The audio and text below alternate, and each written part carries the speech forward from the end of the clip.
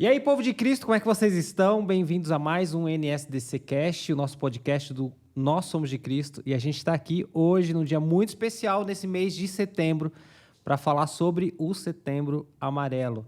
E seja bem-vindo, não esquece já de mandar esse link para a galera, para os seus amigos, grupos da igreja, curtir e já comentar aí, agora já no começo, o que você espera desse bate-papo sobre o Setembro Amarelo. Estou aqui com a minha esposa. Eu mesma, oi, gente. Fiel escudeira de sempre. Você tá muito linda hoje, amor. Ah, muito obrigada, é claro, né, gente? Teve um podcast aí que ele falou que eu tava parecendo Coringa, né? Então hoje ele tem que compensar. E estamos aqui com a psicóloga Juliana. Seja muito bem-vinda. Obrigada. Já esteve conosco num formato um pouco diferente, onde a gente abriu uma caixinha de perguntas e a Ju respondeu a galera naquela época sobre ansiedade, não foi? Ansiedade, depressão e suicídio também. Também. Isso. E foi 2018 ou 2019, eu tava grávida de barrigão, foi 2019. 2019. Depois vem pandemia, né? Isso. Enfim, vamos conversar sobre Sim. todos esses assuntos que tratam um pouco, né, sobre... É isso, né? Suicídio, depressão, ansiedade, meio que gira em torno disso. Nós estamos no Setembro Amarelo, que é um mês muito simbólico para nós que trabalhamos com saúde mental, que é o mês em que nós falamos sobre a conscientização e prevenção ao suicídio. E nós entendemos que o suicídio ele está completamente ligado a doenças e transtornos mentais. Então, nós, né, que somos psicólogos, psiquiatras, enfim, todos os profissionais que trabalham com saúde mental, a gente dá uma ênfase nesse mês. É claro que a gente não fala disso só em setembro, mas assim como tem outras campanhas, né? Outubro Rosa, para pensar sobre o câncer de mama, Novembro Azul, sobre o câncer de próstata, nós escolhemos o mês de setembro. Na verdade, nós não escolhemos, eu até posso contar depois para vocês a história do Setembro Amarelo, que é bem simbólico, bem emblemático, mas nesse mês a gente dá um holofote para essa questão do suicídio e a gente também fala muito sobre transtornos mentais, porque o suicídio ele é o fim da linha, né, de quem está em sofrimento profundo a partir de transtornos mentais. Então, por que o mês de setembro, né? Porque lá nos Estados Unidos, no mês de setembro, alguns anos atrás, um jovem que ele tinha um carro amarelo, ele era muito conhecido na cidade por esse carro, ele acabou cometendo suicídio. E aí, no velório dele, os amigos foram até lá com fitas amarelas, em solidariedade à família, porque foi uma tragédia na época. E, a partir daquele momento, né, isso foi muito simbólico, a partir daquele momento, as pessoas que estavam nesse movimento, todos consolando a família, todos muito chocados com o que tinha acontecido, a partir dali, a gente começou a falar sobre o Setembro Amarelo. Foi dia 10 de setembro que isso aconteceu. E aí a Organização Mundial da Saúde estabeleceu o dia 10 de setembro como o dia, né, específico da prevenção, da conscientização e prevenção ao suicídio. Então, por isso que a gente tem esse mês, de maneira muito simbólica, para falar sobre esse tema, né? E aí, aqui no Brasil, nós que somos profissionais da área, a gente tenta dar um enfoque, né? A gente faz muitas lives, tem muitos artigos, enfim, a gente procura colocar um holofote mesmo nisso, mas, claro, pensando que é um assunto que a gente tem que falar durante todo o ano, porque os transtornos mentais estão aí, as pessoas estão sofrendo cada vez mais, e eu acho que é essa a proposta da gente hoje, poder conversar um pouquinho sobre isso. Né? Ju, para quem não te conhece, se apresenta, Sim. tá bom? Meu nome é Juliana Marque, eu sou psicóloga. Eu estava conversando com a Cibele, que eu já tenho 12 anos de formada, quase 13, né, que eu atuo nessa área. Eu já atuei em diversas áreas, principalmente na área da assistência social. Então, na área da assistência, a gente trabalha muito com famílias, com crianças, adolescentes e famílias. Então, são 12 anos ouvindo histórias, conhecendo histórias, ouvindo sobre o sofrimento das pessoas. E, nesse momento, né, depois que a minha filha nasceu, ela nasceu no final de 2019, eu tenho me dedicado apenas aos atendimentos clínicos dentro da psicologia. Hoje, eu trabalho com atendimentos online apenas e atendo pessoas do mundo inteiro, né, de outros estados aqui do Brasil, pessoas que estão em diversas partes do mundo, e continuo ouvindo histórias, né? Então, acho que esses 12 anos aí de profissão me deram essa experiência. Também já estudei muito, né? Tenho 3 especializações na área da psicologia. E, para além da minha profissão, eu sou casada com o Denis. Sou mãe da Ana Vitória, de 2 anos e 10 meses. E sou cristã há 18 anos. Então, hoje, eu tenho o privilégio de poder ser usada por Deus também na minha profissão, né? Falar sobre Deus também na minha profissão, isso para mim é realmente um privilégio. Que incrível. Incrível. Deixa eu perguntar uma coisa que eu estava pensando vindo para cá. É impressão minha, não sei se a Cibele tem a mesma impressão, esse ano parece que não está se falando tanto no Setembro Amarelo. Eu não sei se é por causa que o assunto política está tão em alta, enfim, não é o assunto nosso aqui político, mas talvez as pessoas estão com foco em tantas outras coisas. É impressão minha ou é isso mesmo? Pelo menos nas redes sociais, assim, eu não tenho visto muita gente falar. Eu não acho que é impressão. Infelizmente, o nosso Conselho Federal de Psicologia não apoia essa campanha, por incrível que pareça. Por incrível que pareça. Se vocês entrarem hoje no site do Conselho Federal de Psicologia, não tem nenhuma menção ao Setembro Amarelo. A gente não sabe por quê, né? Nós, psicólogos, às vezes questionamos o Conselho, mas não tem uma resposta específica para isso. Então, a gente não tem o apoio do nosso Conselho. E eu também acredito que é por conta E a gente tem 2 eventos muito próximos aqui no Brasil nesse momento. Eleições e Copa do Mundo. E Copa, Então, eu percebo... Né, mas também é uma percepção minha, assim, não li nada sobre isso. É uma percepção minha de que as pessoas estão tão preocupadas com a questão política, tem uma polarização muito grande, né? E também logo em outubro é a eleição, em novembro já começa a Copa do Mundo. Então, eu acho que as pessoas estão um pouco distraídas com outros temas nesse momento e não focando tanto no Setembro Amarelo, né? Mas eu acho que a gente tem que fazer o nosso papel, né? Apesar de tudo isso. E a gente tem que pensar também... Eu até queria aproveitar, né, esse momento, depois eu até posso trazer alguns dados para vocês, mas a gente tem que pensar, aproveitar esse momento político e saber quais são os candidatos que falam sobre saúde mental. Porque se a gente olhar as estatísticas de suicídio no Brasil e no mundo, os países de média e baixa renda são os que têm mais altos índices de suicídio. Então, o contexto social em que a gente vive interfere. O suicídio não é apenas uma questão pessoal do sujeito, não é apenas uma questão individual, uma questão privada. Suicídio é assunto de saúde pública, por quê? Porque tem pesquisas que demonstram, né, que países de mais baixa renda, com maior vulnerabilidade social, os números de suicídio são maiores. E também, aqui no Brasil foi feita uma pesquisa que os municípios que têm o CAPS, que é o Centro de Atenção Psicossocial, que é o Serviço Público de Saúde Mental, né, de atenção à saúde mental aqui no Brasil, os municípios que têm os CAPs, eles têm 14% menos índice de suicídio entre a população. Ou seja, quando a população tem acesso a um serviço de qualidade e gratuito de saúde mental, o índice, né, os números de suicídio diminuem. E isso está ligado completamente à política, porque quem é que estabelece as políticas públicas? O governo. Os governos é quem estabelecem, os políticos é quem estabelecem, são quem estabelecem as políticas públicas e também uma economia em que as pessoas tenham, né, poder de compra, tenham acesso à renda, tenham emprego, vivam uma condição de vida adequada, com acesso a serviços públicos que também auxilia na qualidade da saúde mental. Então, eu acho que quando a gente pensa em política e em saúde mental da população, são questões que estão relacionadas, né? Aproveitando esse momento político, a gente tem que pensar também se os candidatos nos quais a gente vai votar têm essa pauta, né, de saúde pública, incluída nessa questão da saúde pública, a saúde mental, que é de extrema relevância, e os números estão aí para comprovar. Isso não é uma opinião minha. Os números de pesquisas sérias comprovam isso, né? A gente tem que estar muito atento a essa pauta. E Sorocaba tem o CAPS? Sim. Se a gente for pegar lá os manuais do Ministério da Saúde, os CAPs, eles têm o CAPS 1, 2 e 3, o CAPS AD e o CAPS infantil. De acordo com a população do município, tem que ter alguns números de CAPs e os CAPs 1, 2 e 3. Então, em Sorocaba tem todos os CAPs, tem o 1, 2 e o 3, tem o CAPS infantil, que é o CAPS IJ, que é da Infância e Juventude, e o CAPS AD, que é um CAPS álcool e drogas. Então, cada CAPS, né, como Sorocaba é uma cidade muito grande, tem quase 1 milhão de habitantes, né, dentro dos critérios lá do Ministério da Saúde, entra para ter todos esses CAPS. Então, hoje nós temos atendimento em saúde mental nos CAPS aqui em Sorocaba. É importante falar que é um serviço de portas abertas. Qualquer cidadão pode chegar até lá sem agendar horário, sem ter um encaminhamento, simplesmente por entender que precisa de um atendimento de saúde mental. Ele vai chegar até o CAPS adequado, né? Aí dá uma ligadinha ou na Secretaria da Saúde ou vai até um CAPS para se informar qual CAPS é adequado à faixa etária ou à situação, né, de saúde mental, e ele imediatamente vai receber um atendimento por triagem.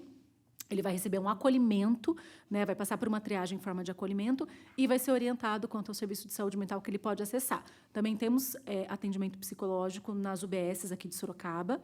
Não são todas, mas tem atendimento psicológico nas UBSs. Então, esse serviço de saúde mental ele é acessível a toda a população. E, né, eu sei que esse podcast deve estar indo para o mundo todo, né, para o Brasil e para o mundo todo. Claro, o CAPS é um atendimento de saúde mental aqui no Brasil, é política pública de saúde mental no Brasil. Mas se, né, o seu município não tiver, dá uma olhadinha lá nas orientações do Ministério da Saúde. Se precisar ter e não tiver, cobra, né, essa política pública do município, porque a maior parte dos municípios tem que ter pelo menos um CAPS aqui no Brasil. Legal. Qual que é os primeiros sinais que a pessoa ou a família deve começar a se preocupar, olhar com maior carinho para alguém que pode estar indo para esse caminho, ou da depressão ou do suicídio? Nós temos alguns fatores de risco, né, que são como sinais de alerta para que a gente possa prestar atenção no comportamento daquele indivíduo.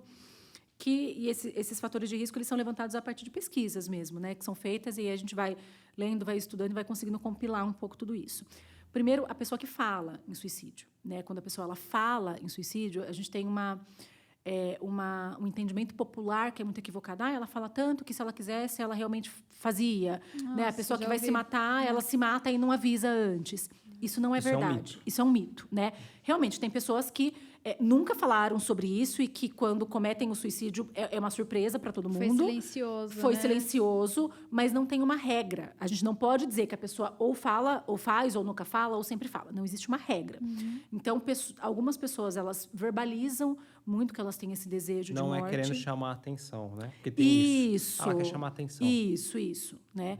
Então, essas falas populares, né? Infelizmente, né? Infelizmente, assim como a saúde mental, eu entendo que agora a gente está conseguindo abrir um pouco o olhar da população e até das igrejas, né? Para isso que se confunde muito o que é saúde mental, o que é espiritual. Então, eu acho que a gente está tendo uma consciência maior do que é isso e também de maneira mais de uma cultura popular. Então, quando a pessoa chega ao ponto de verbalizar que ela quer morrer, né, que ela tem o desejo de morte, porque às vezes a pessoa ela quer morrer, mas não quer se matar. Ela deseja morrer, deseja dormir um dia e não acordar no outro, ou ela já começa a ter realmente as intenções de se matar. Então, a verbalização disso já é um sinal de alerta muito importante, né, que as pessoas precisam realmente se preocupar. Outro fator de risco são doenças e transtornos mentais, né? Pessoas com depressão muito grave, pessoas com crise de ansiedade muito séria, síndrome do pânico, esquizofrenia.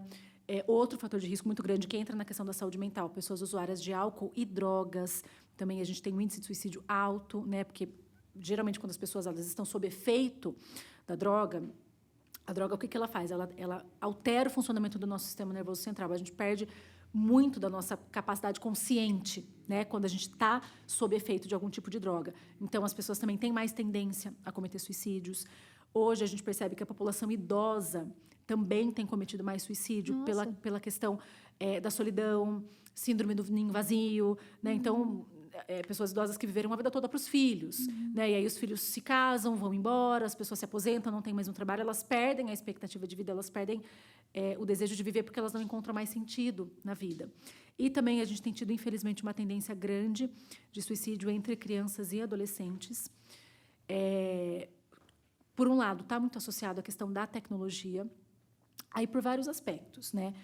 A gente poderia gravar um podcast só sobre isso. Porque falar sobre criança, adolescência e tecnologia é o tema para um podcast inteiro. Eu vou falar de maneira resumida aqui no contexto do suicídio, mas é assim, um tema que está muito... eu acho que é necessário a gente falar sobre isso. Legal. Né? É necessário. Os pais precisam entender muita coisa sobre isso. Mas, voltando para a questão do suicídio, eu acho que hoje a gente tem... a questão da falta de tempo dos pais em estarem com os filhos, o tempo de qualidade, o vínculo afetivo, o olho no olho, a conversa, o brincar junto, o abraçar. Né? Eu estava contando aqui para a Sibeli antes o quanto a minha filha, que tem quase 3 anos, o quanto ela demanda brincar junto. Né? Claro que não dá, infelizmente, não dá para a gente estar 24 horas brincando com a criança, mas o tempo que a criança está lá, a gente tem que dar essa atenção. A criança ela tem que encontrar na gente, né? E nós que somos pais, cuidadores, todos nós, né? Pais, avós, tios, quem está lá convivendo com a criança, essa rede de apoio, né? Esse olhar no olho, esse sentir, esse colo, esse abraço, essa voz. Então, eu percebo, pelas pesquisas e também pela minha experiência profissional, né? Crianças entregues à própria sorte, né? Que não conseguem se vincular, famílias com uma dinâmica de violência, com uma dinâmica de abuso, com uma dinâmica de uso de drogas e álcool, com uma dinâmica de negligência. Então, essa criança ela vai se perdendo no meio desse contexto, não encontra um sentido para a vida e não consegue formar a sua própria identidade. E uma criança ou um adolescente sem identidade, ele está vulnerável a qualquer coisa que falem que ele é. Então, as mídias sociais elas vêm de maneira muito violenta em relação a isso. Né? Claro que a internet ela é maravilhosa, ela nos possibilita situações que a gente jamais poderia pensar alguns anos atrás. Hoje a gente está aqui nesse podcast graças à internet, né? Por conta dessa tecnologia. Mas, por outro lado, ela pode ser muito nociva para crianças e adolescentes que não têm uma capacidade crítica ainda formada do que eles devem e do que eles não devem consumir.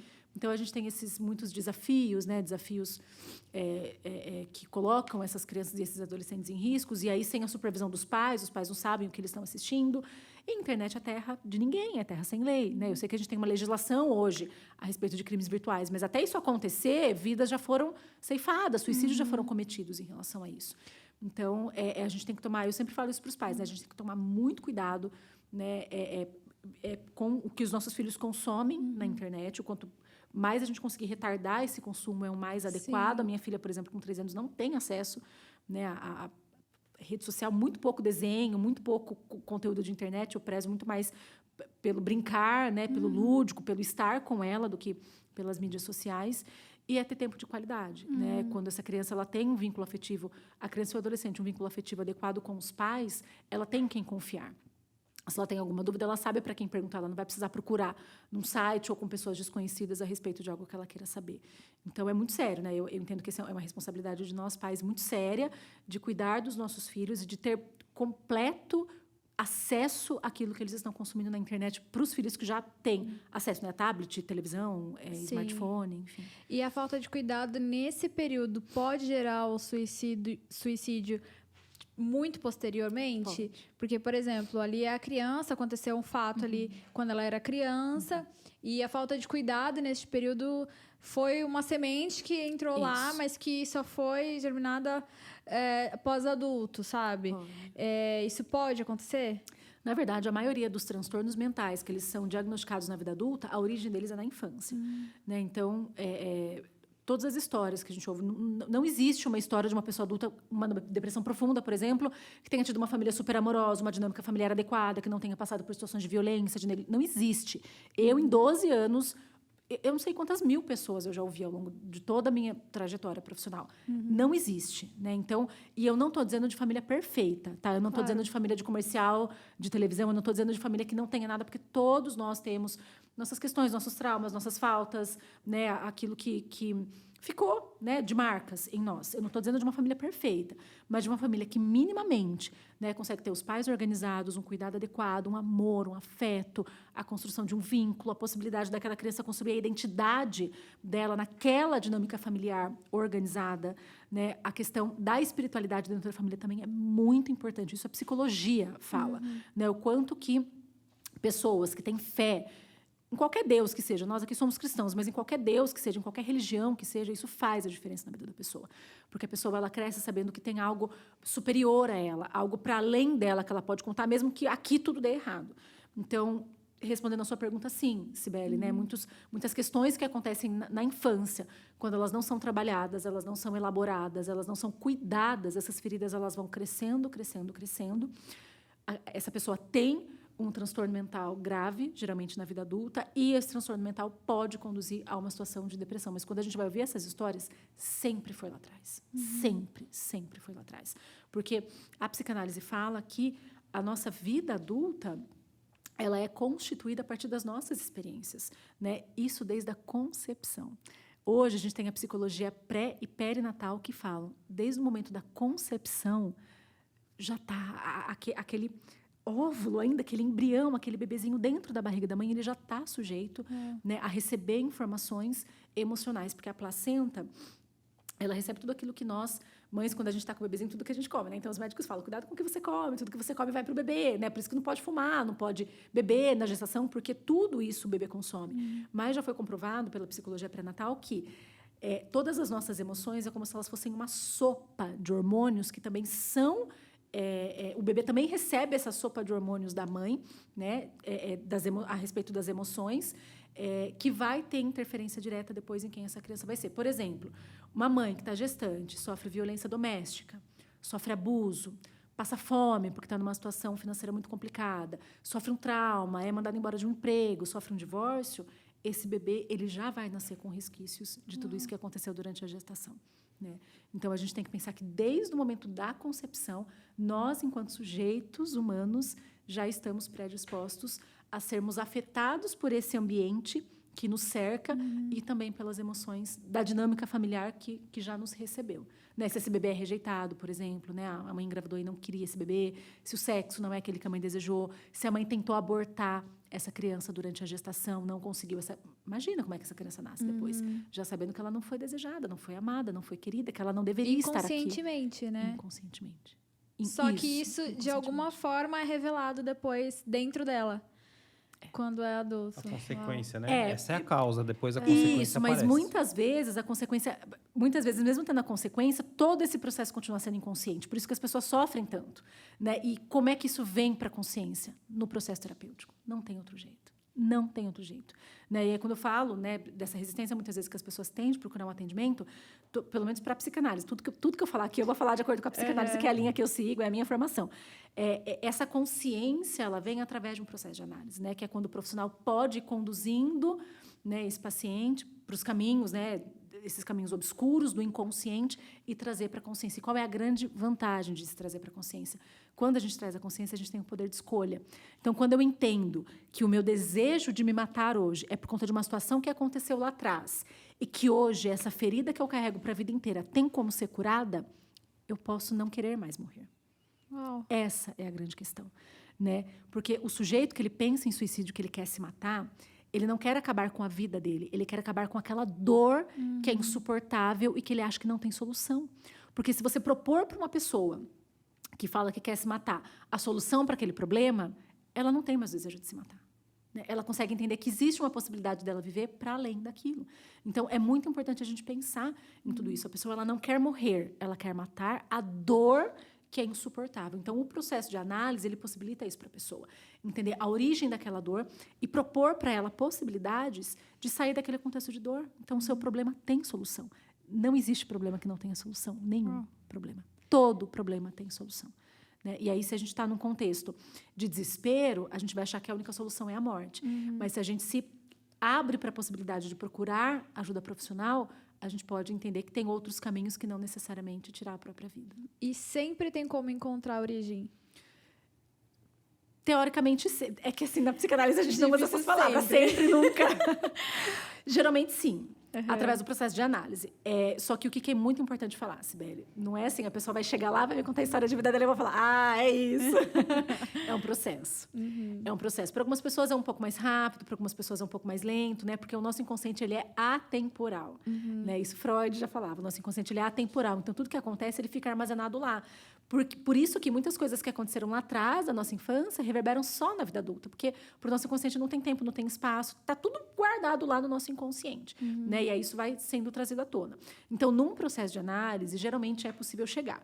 Só que, para isso, o sujeito que está lá, o nosso paciente, ele precisa ter paciência, ele precisa ter persistência, ele precisa acreditar no processo, ele precisa confiar no profissional que está ajudando ele nesse processo para que isso possa ser possível. Né? Entendi. E aí, quando isso acontece, realmente é transformador na vida da pessoa. Entendi. Geralmente, eles chegam já meio que sabendo qual é a origem ou é realmente muito camada a camada? Geralmente eles trazem a demanda, né? Geralmente... É que tem todo tipo de paciente, mas, assim, se for falar na minha experiência, a maioria chega lá sem nem ter uma percepção. E aí eles se surpreendem quando a gente fala, né? Porque quando chega na sessão... Né, depois que o paciente apresenta toda a demanda, eu falo, me conta um pouco da sua história de vida. E as pessoas não entendem porque que é necessário. Mas isso aconteceu lá atrás, isso eu nem me lembro mais. Isso... E é muito interessante que quando a gente começa o processo de análise, eu falo isso porque eu também sou paciente, né? As pessoas falam assim para mim, nossa, Juliana, depois que eu comecei a terapia, eu comecei a lembrar de coisas que aconteceram. Assim, isso é muito comum. Eu tenho uma paciente que depois de quase 1 ano de análise, ela começou a lembrar de situações que ela tinha sido abusada lá atrás. E aí, era uma peça do quebra-cabeça que estava faltando na história dela. A gente conseguiu entender muita coisa a partir dessas lembranças dela de abuso lá atrás. Né? Então, é muito importante. A história de vida no contexto da análise, né, da terapia, é muito importante. A história de vida do paciente, para que a gente possa... Eu costumo dar esse exemplo, né? É um quebra-cabeça. A pessoa chega na primeira sessão com uma peça. Você fala, meu Deus, o que eu vou fazer com isso? Aí, cada sessão, ela vai trazendo uma peça, e aí vão ficando os buracos, e aí ela fala uma coisa, você encaixa lá, aí você pergunta, você tem uma outra resposta, você encaixa de novo, até a gente conseguir montar aquele panorama, né, da história de vida da pessoa. A pessoa, ela tem que querer fazer a terapia. Por que eu estou perguntando isso? Porque, por exemplo, uma mãe que tem um filho que ela rejeitou e ela está ouvindo você. E aí, de repente, esse filho tem 5 anos, por exemplo. Ela pode levar esse filho já num psicólogo vamos ver se isso está causando um problema, ou o paciente tem que querer ir a partir da dor. Eu vou dividir a sua pergunta em duas, tá? Porque quando você me pergunta se o paciente tem que querer ir, pode ser adulto ou criança. De criança é um pouco diferente, né? Tá. Eu vou pegar esse exemplo específico que você me deu. Eu orientaria que essa mãe fosse para terapia primeiro. Por quê? A criança é o sintoma da família. O atendimento infantil, ele é muito específico. Por quê? Porque quem leva a criança para o atendimento são os pais. A criança não tem autonomia para entender. Nossa, eu estou com uma questão, preciso fazer terapia. Né? Então, os pais levam, os pais pagam, os pais acompanham. Né? Então, o atendimento infantil ele é muito específico e é bem diferente do atendimento adulto. Eu vou começar do infantil, depois eu vou para o adulto. A criança, geralmente, é o sintoma da família. Então, quando a gente vai atender... Hoje eu não atendo mais, mas eu atendi por muitos anos criança. Quando a gente vai atender, a gente faz primeiro as entrevistas com os pais, a anamnese com os pais, para entender a história de vida dessa criança. Né? Então, a criança ela vai apresentar sintomas de acordo com a dinâmica da família. E, muitas vezes, quando a gente vai atender criança, quando os pais chegam lá no consultório com a demanda da criança, a gente percebe que são, muitas vezes, os pais que necessitam de um atendimento. Né? Porque, muitas vezes, eles colocam a expectativa na criança que a criança não vai dar conta de responder.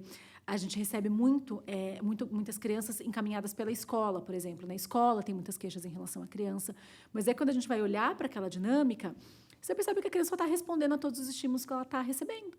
Né? Então, a gente pode cuidar da criança? Claro que pode. O atendimento infantil, quando os pais levam, claro, a gente tem toda uma técnica para fazer com que a criança... para fazer não, né? Para sugerir que a criança entenda o que ela está fazendo lá e para que seja prazeroso para ela. Então, o atendimento infantil é muito lúdico, tem brinquedo, tem desenho. É outra pegada, assim, do atendimento adulto. Mas a criança ela tem que querer estar lá, né? Porque senão o processo ele não evolui, se não tem um desejo, né? Qual é o que sustenta um processo de análise? Freud já falava isso, o desejo do sujeito. Então, quando é criança, a gente vai fazendo esse trabalho com ela, criança e adolescente, né? Porque os adolescentes são os pais também os responsáveis que levam. A gente vai fazendo esse trabalho com eles para que eles entendam e aceitem, topem estar lá. Porém, o atendimento de criança e adolescente, a família ela tem que estar lá. Se a família não estiver lá, né, recebendo as orientações do psicólogo, né, fazendo alguns ajustes que a gente orienta, e nunca nada é mandado. A família tem que fazer isso. Não, a família não tem que nada. A gente orienta de acordo com o que a gente está vendo da criança. Mas é importante que a família esteja nesse processo, porque a criança não dá conta sozinha, né, de mudar e de mudar toda a dinâmica. Não, a criança ela só responde à dinâmica na qual ela está inserida. Agora, o atendimento de adulto, o que é muito comum também? Já recebi muitos casos assim. Juliana, eu tô aqui porque a minha esposa falou que se eu não fizer terapia, a gente vai se separar, né? Então, minha mulher falou, você faz terapia ou a gente separa, né? Ou do contrário também, né? O marido fala. Né? Enfim, qualquer situação nesse sentido. Meu chefe falou que eu tenho que fazer terapia porque eu tô muito estressada no trabalho. Então, às vezes a pessoa até vem com uma demanda do outro, né? Para a sessão, e aí a gente apresenta o trabalho. E se esse desejo é desenvolvido ao longo do trabalho, perfeito, a gente vai conseguir fazer. Agora, se a pessoa não desenvolver esse desejo, tiver uma resistência muito grande, o processo não acontece. E às vezes eu até oriento a pessoa, falo, olha, eu acho que ainda não está no seu momento, né? Pensa, né? Reflete sobre isso. Às vezes é uma questão de abordagem. A minha abordagem é psicanálise. Tem gente que não dá conta de fazer psicanálise, né? Porque é realmente uma coisa que a gente vai olhar para a história de vida, vai no contexto lá de trás, né?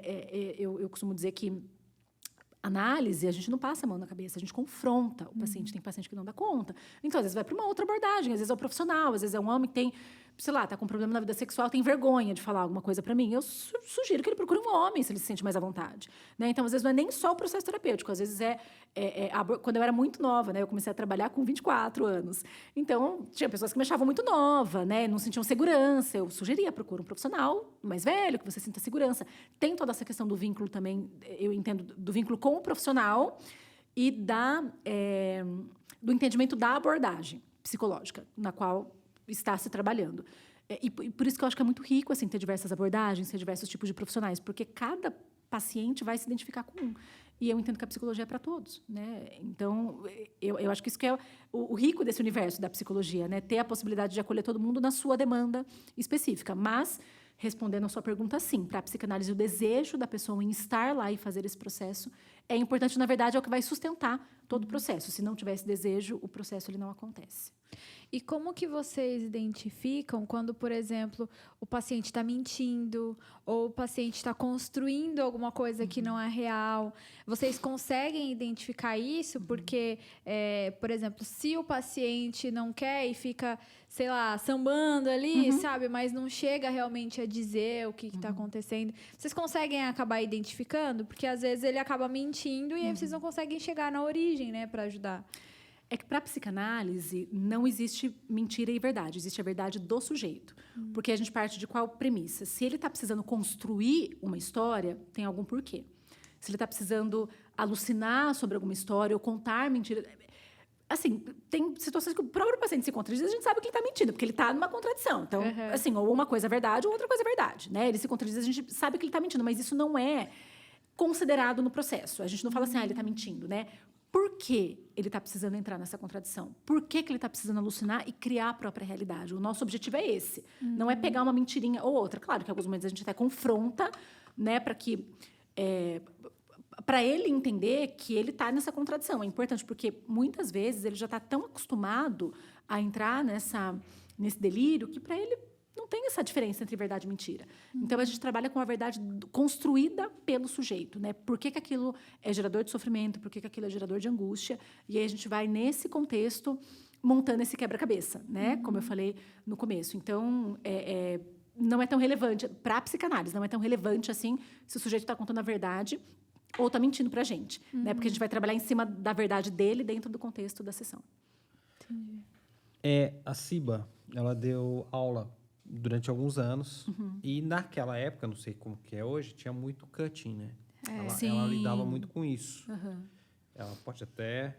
A gente pode entrar até nesse assunto, né? Porque eu lembro, na época, ela carregava muito esse peso, né? Uma responsabilidade, uma certa... E a gente conversava muito sobre isso.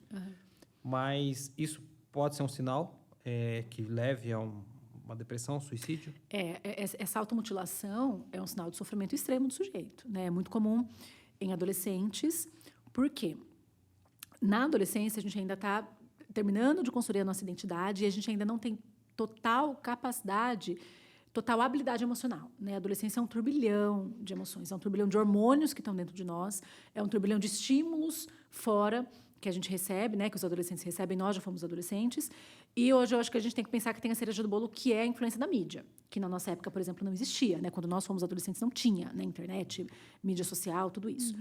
Então, essa automutilação é uma tentativa daquele sujeito. Claro que acontece na vida adulta também, mas pela minha própria experiência eu percebo muito mais em adolescentes, de fazer com que aquela dor emocional que está insuportável, que ele não sabe nomear, que ele não sabe a origem, que ele não sabe o que fazer com ela, para que essa dor emocional ela venha para o físico para poder ter uma sensação de alívio, né? Então, quando o adolescente se corta, geralmente é nos braços, né, que isso acontece, ele sente aquela dor física, ele vê aquela pele sangrando. Isso é como se fosse uma concretização daquela dor subjetiva que ele não consegue dar conta, né? Então, é uma tentativa de aliviar aquela dor. É uma tentativa, porque não alivia, ou alivia por segundos, e depois ele volta naquele sofrimento, né, volta naquela angústia. Então, é sim um indício. Todo mundo que se corta vai se matar? Não necessariamente, mas eu acho que é um indício de um sofrimento psíquico muito grande, extremo, que só por isso já precisa de atenção, já precisa de um acompanhamento, já é um sinal de alerta muito grande de que aquele adolescente, aquele jovem precisa de um acompanhamento profissional. Isso sim. Mesmo que seja dentro de uma brincadeira, porque, por exemplo, na época que eu estava dando aula, era uma febre disso. E a gente, como professor, acabou ficando sem saber o que fazer. Porque, por exemplo, eu tinha uma aluna que ela realmente tinha um caso sério. Ela passava por psicanalista, tudo certinho, psiquiatra, tudo, tomava medicamento. E era um caso realmente bem complicado, porque era alguém que a gente não podia deixar ir no banheiro sozinha. Nossa. A mãe pedia para que a gente sempre deixasse ela ir com alguém. Porque, realmente, se a gente deixava ela ir sozinha, a gente encontrava ela se mutilando. Fato. E dentro disso, dentro dessa história dessa minha aluna, por ser uma febre, eu vi que fora ela, existiam algumas adolescentes que acabavam entrando por uma brincadeira, pelo conhecimento, para saber como muitas delas acabavam viciando nessa automutilação, Mas, como era algo que algumas entendiam como uma brincadeira, elas faziam para chamar atenção ali, para brincar, né, com a situação. Mas por que elas entram nisso, mesmo sendo algo sério, mesmo sendo algo que a automutilação ela te traz dor, né? Então, muitos usam essa dor para tentar sanar uma outra. Mas por que algumas pessoas acabam entrando nessas brincadeiras perigosas? Na época tinha baleia azul, né? Por que as pessoas acabam entrando nessa brincadeira, mesmo sendo algo tão sério? Eu entendo que, mesmo numa conotação de brincadeira, aquilo faz algum sentido para elas. Elas se identificam com aquilo de alguma maneira. Né? Então, mesmo numa brincadeira... Porque, se a gente for pensar, por que alguns não entram? Porque não se identificam. Né? Porque aquilo não faz sentido para eles. Então, mesmo sendo numa conotação de brincadeira, e aí que está o perigo das redes sociais, né? O perigo dessas modinhas.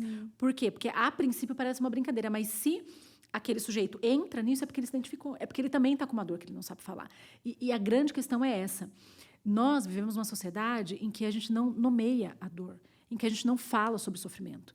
Então, se eu estou sofrendo, eu acho que eu sou a única pessoa no mundo, eu tenho vergonha de falar sobre aquilo, eu não sei nem nomear a minha dor, né? Eu recebo muitas pessoas, principalmente adolescentes, que falam assim, Juliana, eu estou sentindo uma coisa, mas eu não sei o que é, eu não sei falar, eu estou com uma dor aqui, eu estou com o peito apertado, com nó na garganta, eu estou tremendo, mas eu não sei o que é isso.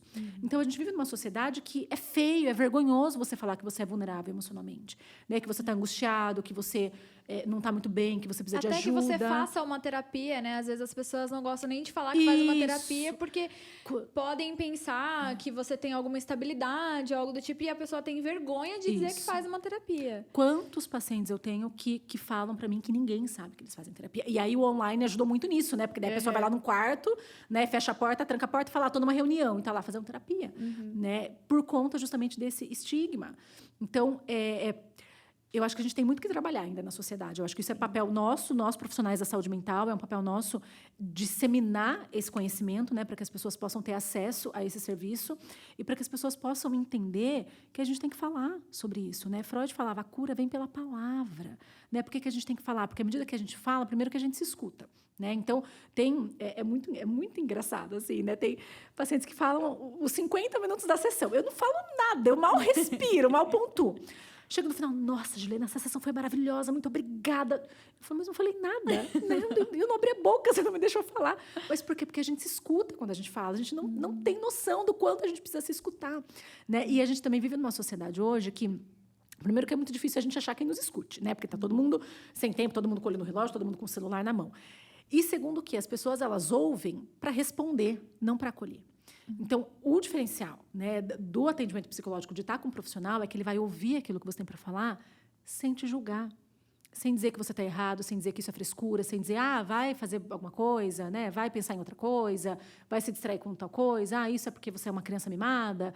Não, a gente acolhe aquela dor sem julgamento e ensina aí meio que didaticamente mesmo, né? Quando eu falo ensina no sentido literal, porque a nossa sociedade não ensina isso. Os pais, hoje em dia, não ensinam. Eu falo muito isso para os pais, né? Acolha a dor do seu filho, explique para ele que o que ele está sentindo é angústia, é raiva, é tristeza, né? Quando a minha filha faz uma birra, sei lá, vou dar um exemplo bobo, porque ela queria comer chocolate antes do almoço e eu falei não, né? Ela vai chorar, claro que ela vai chorar, porque ela está sentindo uma frustração que ela não sabe lidar, ela só tem 3 anos, nem 3 anos ainda. Então eu falo para ela, filha, eu sei que você queria comer chocolate antes do almoço, eu sei que você está frustrada por não comer chocolate, mas nesse momento não dá. Eu não posso falar sim para tudo que você quer, né? E talvez ela nem entenda ainda racionalmente tudo isso, mas ela já está aprendendo que ela vai ter os nãos, que ela vai ter que lidar com a angústia dela, com a frustração dela, que tem tempo para cada coisa, que eu não posso dizer sim para todos os desejos que ela tem e que ela vai ter que lidar com isso de alguma forma. Então, ensinar desde cedo às nossas crianças, né, aos nossos adolescentes, que essa dor tem nome, que esse sofrimento tem nome, que esse sentimento tem nome, é muito importante para que quando eles cheguem na vida adulta, eles possam entender, poxa, eu estou angustiado, então eu vou procurar uma ajuda profissional. Né? Eu estou ansioso, eu estou deprimido, eu estou triste, eu não estou sabendo lidar com essa situação, então eu vou buscar uma ajuda profissional. Eu acho que disseminar esse conhecimento pode prevenir muitas questões emocionais aí na vida adulta. E realmente, né, existem alguns sentimentos que a gente não sabe o nome, não sabe o que está sentindo, né? Até eu ia perguntar para você qual que é a diferença de uma tristeza profunda para realmente uma depressão, sabe?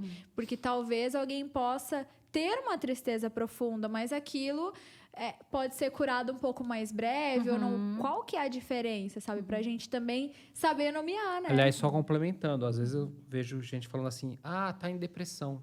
E às vezes só tá passando por um momento de tristeza. E esses diagnósticos, assim, eles são muito sérios, porque eu recebo muita gente falando assim, Juliana, eu vim procurar ajuda porque eu tô com síndrome do pânico. Eu falo, quem é que foi? Quem fez esse diagnóstico? Não, gente, sem brincadeira, é engraçado, mas é sério. Eu vi um médico no programa da Fátima Bernardes, eu tenho todos os sintomas, então eu tenho síndrome do pânico. Aí a pessoa se autodiagnostica por um programa de televisão que ela viu.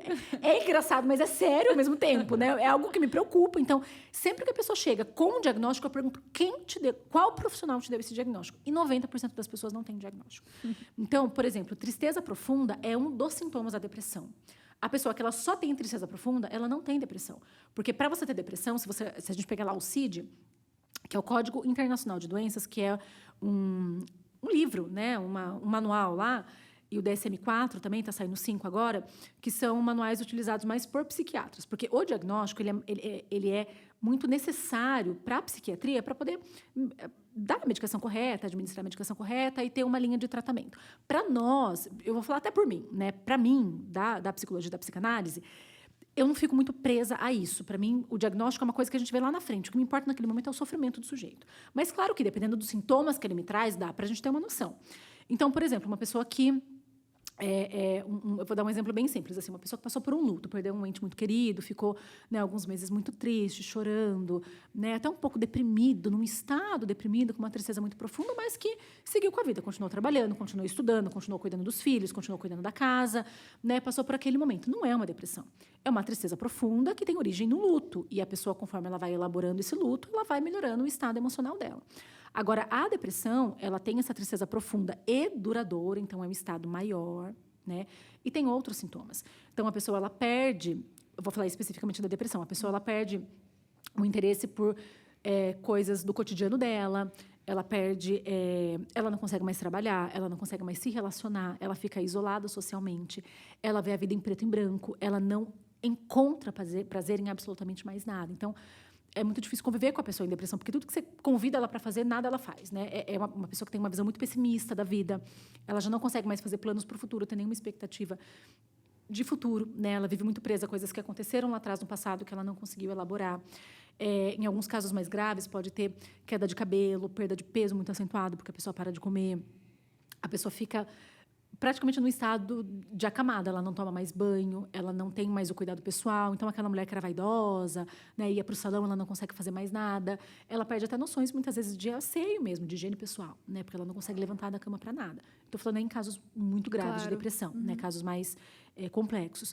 Então, é importante para que esse diagnóstico aconteça que a pessoa consulte um profissional. Quem pode dar um diagnóstico de doença mental é o psiquiatra ou o psicólogo.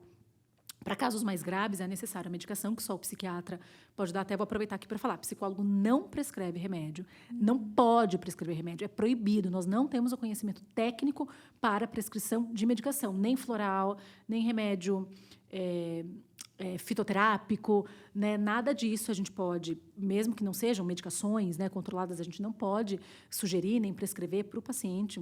A nossa técnica está pela fala, né? É a fala que é o nosso instrumento de trabalho com o paciente, mas em casos graves a gente pode orientar que ele seja avaliado por um psiquiatra e faça, junto com o tratamento da psicoterapia, o tratamento medicamentoso para aquela depressão, ou para aquela ansiedade, ou para aquela síndrome do pânico.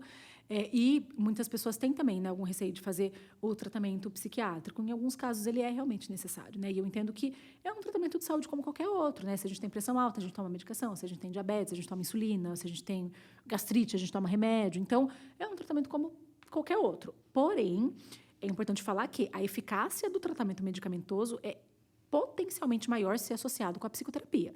As pessoas que só tomam a medicação, elas melhoram, mas aí a medicação ela atua na consequência.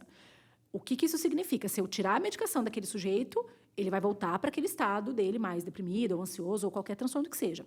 Quando eu estou atuando na consequência com a medicação. Eu consigo diminuir esses sintomas que trazem uma melhor qualidade de vida para a pessoa. Então, isso é importante, né? Porque a pessoa que não dormia começa a dormir, a pessoa que não comia começa a comer, a pessoa que não tinha energia para nada começa a conseguir sair de casa para trabalhar, para estudar, para se relacionar, começa a sair daquele isolamento social. Então, é importante, sim, a função da medicação, mas eu trabalho a origem, né? A causa, a ferida inicial daquele problema. Para quê? Para que depois de um tempo a pessoa possa viver sem a medicação, né? Para que a pessoa possa viver a vida dela tendo feito um tratamento psiquiátrico com começo, meio e fim e possa voltar a ter uma boa qualidade de vida sem a medicação. Porque, invariavelmente, essas medicações também têm alguns efeitos colaterais. São medicações...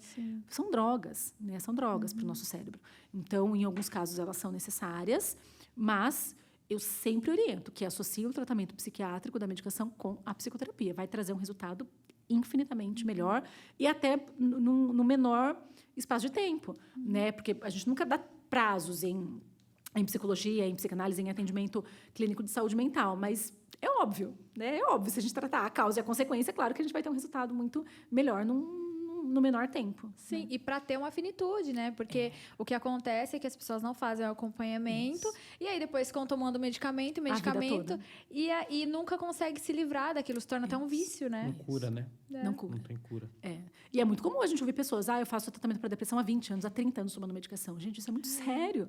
É muito sério e muito triste ao mesmo tempo, porque se a gente for pensar, existem outras possibilidades de olhar para aquilo, né? Então, a pessoa, ela sempre está tratando a consequência, mas nunca está olhando para a causa. Então, eu indico, né? Eu sei que não é só... Como eu falei para vocês, não é só pelo fato de eu ser profissional, eu sou paciente também, eu sei os benefícios que um processo de análise traz na vida do sujeito, né? Então, eu indico justamente por conta disso também, por também estar lá do outro lado, né? Estar lá enquanto paciente nesse processo. A gente falou do Baleia Azul. Isso é real? Isso existiu? Ou era uma lenda urbana? Realmente existiu um jogo. Crianças morreram, crianças se mataram, existiu. Isso foi antes da pandemia, né? Foi antes da pandemia. Foi na época justamente que eu dava aula mesmo. 18, 19. Eu lembro de notícias de crianças e adolescentes se matando por conta do desafio da Baleia Azul. E aí agora foi se modernizando, né? A gente tem... Eu li essa semana, eu não vou lembrar os nomes, mas eu li essa semana que tem um novo desafio no TikTok agora, que também teve uma criança que morreu em decorrência desse desafio, né, do TikTok. E aí eu acho que muitas coisas estão em pauta nesse momento, né? O acesso dessas crianças às mídias sociais, a falta de controle dos pais, onde é que estão esses pais enquanto essas crianças e adolescentes estão acessando tudo isso, né? E não dá para deixar de falar que são crianças vulneráveis, porque uma criança, um adolescente que sabe quem ele é, que tem a identidade dele firmada, que vem de uma família com uma dinâmica adequada, que ele tem carinho, que ele tem afeto, que ele tem vínculo, que ele tem tempo de qualidade com os pais, isso não vai fazer sentido para ele. Ele não vai ser vulnerável emocionalmente a ponto de um vídeo de TikTok poder causar tamanho impacto na vida dele para ele entrar nisso, né? Para ele se identificar com isso. Então, aí que está a importância, desde a infância, de ter esses vínculos com as crianças.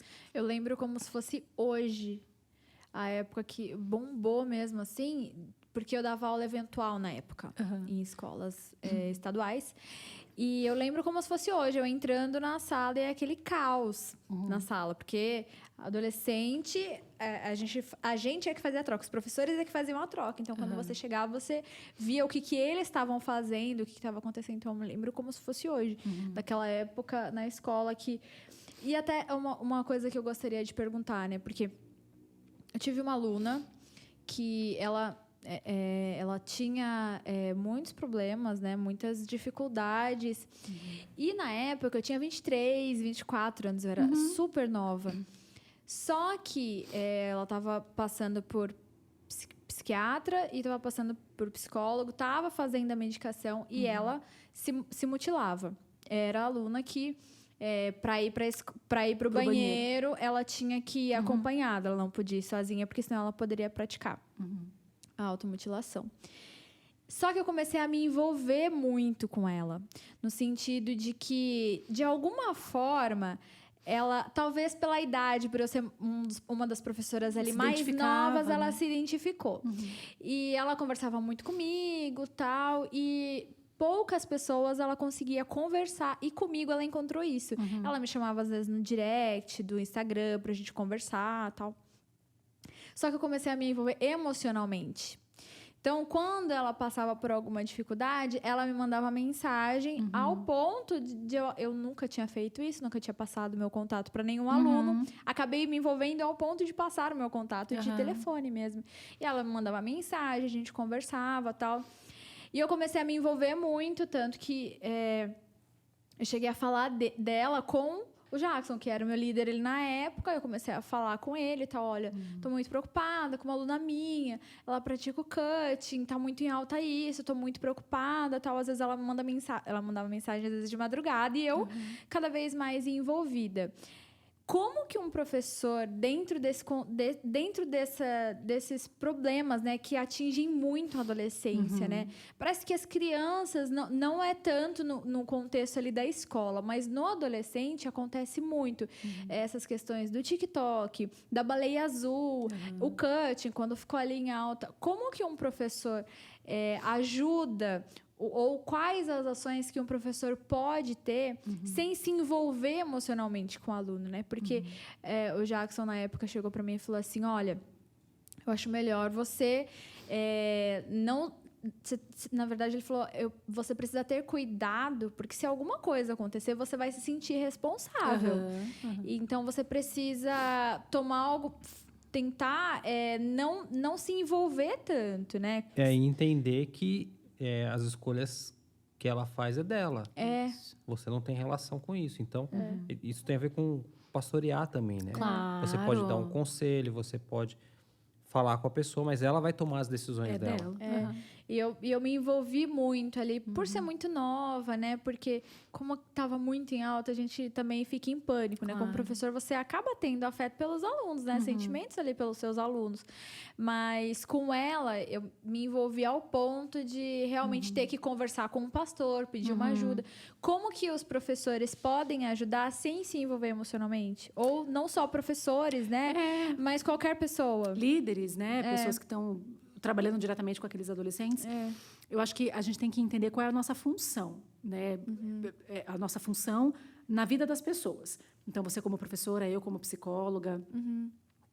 Por exemplo, eu como psicóloga, minha função é acompanhar aquele sujeito, ter uma escuta acolhedora, sem julgamento, né? Falar, olha, pensa nisso, pensa naquilo. Mas, como o Jackson falou, a decisão sempre é do outro. Então, eu acho que entendendo a nossa função, a gente consegue não se envolver tanto emocionalmente, mas para isso também precisa ter uma maturidade. Você era muito nova, acho que faz parte mesmo desse contexto.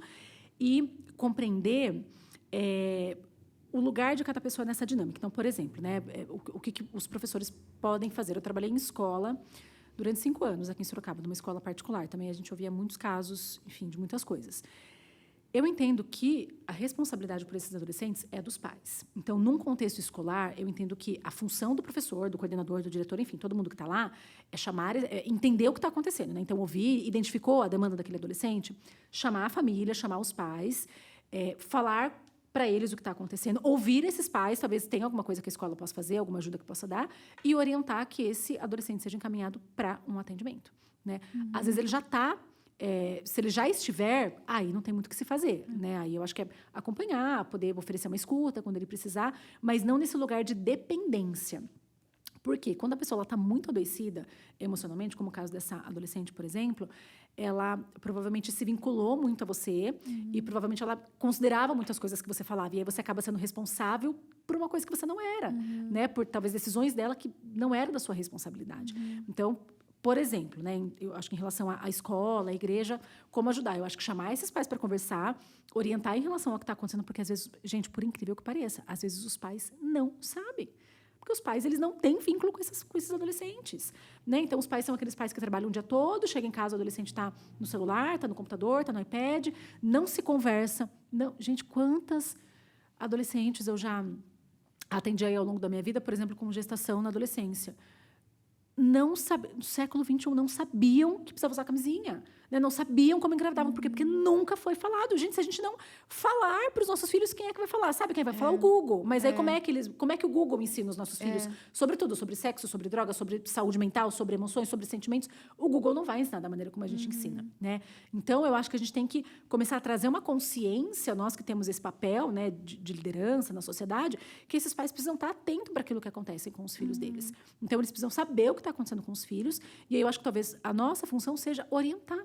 Né? Orientar. Olha, seu filho está passando por isso. Você sabe o que está acontecendo? Você consegue conversar com o seu filho? Você sabe o que fazer numa situação dessa? Você sabe que existe um CAPS? Você sabe que existe um atendimento de saúde mental? Você sabe que existe um tratamento para essa demanda do seu filho? Você quer que a gente te ajude de alguma maneira? Te passe um contato? Te dê alguma informação?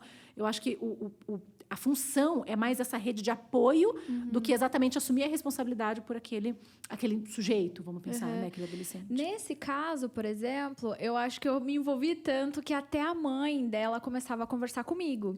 Então, nas reuniões de professor, ela também acabava me segurando e conversando comigo sobre a filha dela e tal.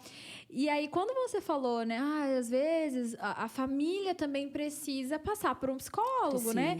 Precisa de um acompanhamento. Talvez esse era um caso, sabe? Sim. Só que duas coisas que eu gostaria de saber dentro dessa história que eu vivi, que pode ajudar, né? Muitas pessoas. Mas como que eu posso conversar com esse pai, com essa mãe, para que ele possa buscar, ou eu não falo sobre isso? Uma outra pergunta, que eu já vou falar as duas para eu não esquecer. Tá bom. A segunda pergunta seria, como que eu, depois de ter me envolvido tanto, crio essa distância, sabe? Vou tentando me desvincular. A questão do atendimento, né, em saúde mental é sempre uma sugestão. A gente sugere. Então, eu já sugeri para muitos pais que me procuravam na época que eu atendia criança, quando eu trazia uma criança, por exemplo, eu identificava que a demanda era da família. Então, eu sugeri, olha, a minha sugestão é que vocês façam a mãe ou o pai, ou uma terapia de casal, às vezes é uma questão do relacionamento dos pais. Então, é sempre uma sugestão. Por quê? Porque o sofrimento mental, ele não atinge só o sujeito, ele atinge todo mundo que está perto. Né? Na escola, na igreja, a gente começa a se angustiar em ver a pessoa sofrendo daquela maneira, principalmente quem convive o tempo todo dia, toda hora.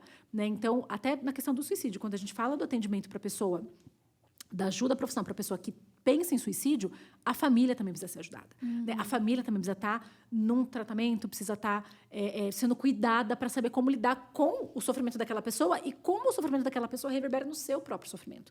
Então, a ajuda aos pais sempre é uma sugestão. Quando eu trabalhava em escola também, a gente sugeria muito para os pais. Olha, a gente está percebendo que tem um sofrimento muito grande nessa dinâmica familiar. Né? A gente entende que se você buscasse um atendimento, poderia ser importante para você elaborar suas próprias questões. Isso vai interferir na sua relação com o seu filho. Né? Então, a gente vai sugerindo que existe essa possibilidade de cuidado e de ajuda. Então, a gente sugere. E aí, quando, né, a pessoa, indo para a sua segunda pergunta, quando já está muito envolvida emocionalmente e quer se distanciar, que, na verdade, é o ideal, eu acho que é falar a verdade mesmo para a pessoa, né, para adolescente ou para a família. Né? Dizer, olha, eu acho que eu realmente me envolvi emocionalmente com vocês numa tentativa de ajudar, mas isso está ficando pesado para mim. Eu não sou uma profissional da área, eu não sou psicóloga, eu não sou psiquiatra. Isso está ficando pesado para mim. Vocês podem continuar contando comigo, mas com um certo limite. Né? Então, eu sugiro que vocês realmente busquem ajuda profissional, toda a família. Eu vou continuar aqui dentro das minhas possibilidades de atuação, mas que não ultrapasse o meu limite, porque isso também está me fazendo... Né? Tá me trazendo sofrimento, está me trazendo angústia. Então, acho que é ser honesto mesmo e também ter a consciência disso que o Jackson falou. A escolha sempre é da família. E eu vou ser bem honesta com vocês. Na maioria dos casos, a família não procura ajuda. Na maioria dos casos, a gente sugere, a gente orienta, a gente indica e a família não procura. E aí, hoje, né, depois de 12 anos de profissão, hoje, para mim, isso é muito tranquilo, porque eu entendo que cada um tem o seu direito à escolha. A pessoa tem o direito de falar, não vou. É um direito dela, né? A gente se compadece, a gente torce para que ela procure, mas ela tem o direito de falar não. Mas quando a gente está lá no comecinho, né? Eu também, eu me formei com 24 anos. Quando eu tinha 24 anos e fui para o mundo aí trabalhar, a gente está naquela coisa de querer convencer a pessoa, de mostrar o quanto aquilo é bom, o quanto aquilo é importante. A gente não vai conseguir. Por quê? Vamos voltar para uma pergunta anterior. Porque tem a questão do desejo. A pessoa precisa desejar. E, sei lá, o que sustenta uma pessoa no processo terapêutico é o desejo dela de estar lá e de trabalhar aquelas demandas que ela tem. né? Então, eu acho que o nosso papel sempre é sugerir, conversar, levar informações, falar, tem, né, um Instagram aqui de uma psicóloga bacana, veja lá, você vai ter informação, lê esse artigo, vê esse podcast, vê esse vídeo aqui no YouTube explicando o que é terapia, explicando como isso pode te ajudar. Eu acho que a nossa função é levar informação para a pessoa, né? E também respeitar o nosso limite de atuação dentro daquele caso. E eu vou falar uma coisa, Sibeli, que assim, às vezes até nós, enquanto profissionais, a gente tem o nosso limite também. Tem casos que a gente não dá conta de atender, né? E aí a gente tem que ser realista e honesto conosco e com o paciente de falar, olha, eu vou te encaminhar para outro profissional, né, que talvez tenha uma especialidade maior nesse caso, né, enfim, né, por qualquer situação que seja, não são todos os casos que a gente dá conta de atender. Por quê? Porque a gente também é humano, porque a gente também tem as nossas dores, os nossos traumas, a nossa história de vida, e às vezes alguma coisa identifica, e você não dá conta de cuidar da dor do outro se a sua dor ainda está sendo cuidada, né? E também é um dos motivos pelos quais a gente sempre tem que estar em terapia, a gente tem que estar cuidando das nossas dores, porque soldado ferido não vai para a guerra. A gente não consegue ajudar quem está doente se a gente também está doente, né? Emocionalmente falando. Então, essa questão do nosso limite, eu acho que isso é geral, isso é para todo mundo, em todo contexto. A gente tem que saber estabelecer o nosso limite para que o sofrimento do outro não nos invada e a gente não sabe mais aquilo que é do outro, aquilo que é nosso, e a gente entra num sofrimento muito profundo. Aquilo que a gente fala, né, amor? Feridas não curam, né? Pessoas feridas ferem, né? E pessoas curadas curam, né? Exatamente. A gente, não sei se é uma percepção real ou só minha, de que a gente teve uma geração que se sentiu muito frustrada com seus pais, por causa que eram outras boomers, Sim. né? Enfim. E aí, agora, essa geração tem dificuldade de frustrar os filhos, né? Dizer não, então dá tudo o que eles querem, né? Dar mais do que eles tiveram. E até certo ponto, isso é bom, poder proporcionar mais do que Aquilo a gente teve. não sim. Mas a que ponto aí essa frustração ela é boa para gerar um ser humano mais maduro, ou ela é ruim a ponto de gerar um problema psicológico? Nossa, muito bom. A frustração ela é necessária para o nosso desenvolvimento, né? E eu vejo muitos pais assim, são extremos, né? Muitos pais que não querem frustrar de jeito nenhum, mas aí quando a gente fala de pais que não querem frustrar os filhos, a gente está falando de questões dos pais, não dos filhos, né? Por que esse pai e essa mãe não suportam a frustração? Por que não suporta uma criança chorando, né? É chato ouvir uma criança chorando? É difícil, gente. É difícil ouvir uma criança chorando, se jogando no chão, dói, né? Uma criança se jogando no chão, batendo o pezinho, a mãozinha, falando, eu quero chocolate antes do almoço, né? Como o exemplo que eu dei há pouco. É chato, é cansativo, é desgastante, é irritante, né? Enfim, não é uma situação agradável da gente viver. Mas é importante a gente manter esse não, né? Porque a frustração, se a gente for pensar na psicanálise, a frustração tem a ver com a falta. Então, por exemplo, minha filha pediu para comer o chocolate antes do almoço e eu falei não. Ela vai ter que lidar com a falta de um desejo que não foi concretizado, de um desejo que ela não conseguiu concretizar, porque eu barrei esse desejo. Eu falei não. Então, para a psicanálise, a gente vai se construindo enquanto sujeito a partir das faltas. Por quê? Porque se eu tenho uma falta aqui, eu recebi um não dos meus pais, eu tenho a falta aqui. Eu vou ter que fazer alguma coisa com aquela falta, porque senão vai ser muito ruim ficar com ela, vai ser insuportável. E aí eu vou para um direcionamento na vida para conseguir outra situação que possa me dar prazer. Então, quando eu falo não para minha filha, para ela não comer chocolate, ela faz a birrinha dela. Dali 5 minutos, ela está brincando com as bebezinhas dela lá, com as anéis dela. O que ela foi fazer com a falta dela? Ela foi estabelecer um outro lugar para aquela falta. Ela foi suprir, entre aspas, aquela falta com outra coisa que dá prazer para ela. O que é isso? Amadurecimento, crescimento, aprender a lidar com as emoções. Então, quando a gente tem pais que têm dificuldades em colocar esses limites, a gente está falando muito mais dos pais do que das crianças. E esse sujeito que cresce sem o limite, sem a frustração, é aquele sujeito que lá na vida adulta, o que a gente vê caso todo dia, toda hora, se a gente ligar o da Atena hoje, vai ter uns 5 lá. A mulher falou que quer separar, ele não aceitou, foi lá e deu um tiro na cabeça dela. O cara não sujeita a frustração, né? Ou a pessoa que se mata também, muitas vezes, né? A pessoa tinha uma empresa, a empresa quebrou, não sabe o que fazer, não sabe lidar com aquilo, ele se matou. Por quê? Porque não sabe lidar com a falta. E lidar com a falta é extremamente necessário para a nossa sobrevivência. Porque quem é satisfeito, isso a psicanálise fala, né? Aquela criança que ela é satisfeita o tempo todo, que a mãe não desgruda, que nunca tem aquela falta, ela vai desenvolver uma psicose depois. Isso é a origem da psicose, é não ter a falta. Né? E o que é psicose? É loucura, literalmente falando, né? São os transtornos mentais, esquizofrenia, aqueles loucuras que a pessoa rompe com a realidade, não consegue estabelecer laço social e é uma doença mental muito grave. Então, tudo isso tem consequência, né? E eu vejo muitos pais preocupados assim, eu tenho que frustrar meu filho, eu tenho que preparar situações para que ele possa se frustrar. Não, a criança se frustra naturalmente. A vida vai frustrando desde uma criança pequena. Gente, desde o bebê recém-nascido, né? Que a gente amamenta no peito, né? Tem muitos teóricos maravilhosos sobre isso, né? Melanie Klein, Winnicott falam muito sobre isso, né? A questão da psicanálise logo do bebê recém-nascido. Você amamenta o bebê, né? E aí, por exemplo, né? Você amamentou, colocou o bebê lá no carrinho e tal, e você foi fazer xixi. E a criança fez cocô na fralda e você vai ter que trocar. Às vezes não dá para fazer imediatamente, atender imediatamente a necessidade daquele bebê. Ele já está sendo frustrado. Quando ele fica com uma fralda suja por alguns minutos, eu não estou falando de negligência, gente, lógico. Estou falando de uma situação, né, uma mãe cuidadora, mas que você não satisfaz o desejo do bebê instantaneamente. Às vezes o bebê quer mamar. Você está tomando banho, o bebê está lá com o pai, esgoelando porque ele quer mamar. Às vezes tem 1, 2 dias de vida. Você tem que terminar o banho para você poder amamentar aquele bebê. Então, as situações naturais da nossa vida nos conduzem à falta e nos conduzem à frustração. Nós, enquanto pais, a gente só vai dar uma ajudinha para que os nossos filhos aprendam a lidar com aquilo, né? A gente não precisa criar situações em que eles se frustrem e também não precisa criar situações para que eles nunca se frustrem. Os dois vão ser nocivos para a criança. É só permitir que ela viva naturalmente e aí, nesse momento de frustração, é o momento que a gente pode aproveitar, por exemplo, para trabalhar a questão das emoções, né? Filha, eu sei que você está frustrada, eu sei que você está chateada, eu sei que você está triste, eu sei que você está angustiada, né? Enfim, eu sei que você queria comer o chocolate agora, mas a gente não pode tudo que a gente quer. Eu falo muito isso para minha filha. Ela, eu quero, mamãe, e eu quero agora. Ela tá na fase de falar, né? Ela não só quer como ela quer agora. Eu falo, filha, mamãe também queria muita coisa agora. Mamãe queria estar descansando agora. Mamãe queria estar jantando agora, mas eu tô aqui cuidando de você. Né? Então, a gente não tem tudo que a gente quer e a gente não tem tudo que a gente quer na hora que a gente quer. Por quê? Porque às vezes você até pode satisfazer aquela necessidade da criança, mas depois, né? Às vezes eu tô lavando louça, ela quer alguma coisa. Eu falo, filha, a hora que a mamãe terminar de lavar louça, a mamãe vai fazer isso. Mas eu quero agora, mamãe.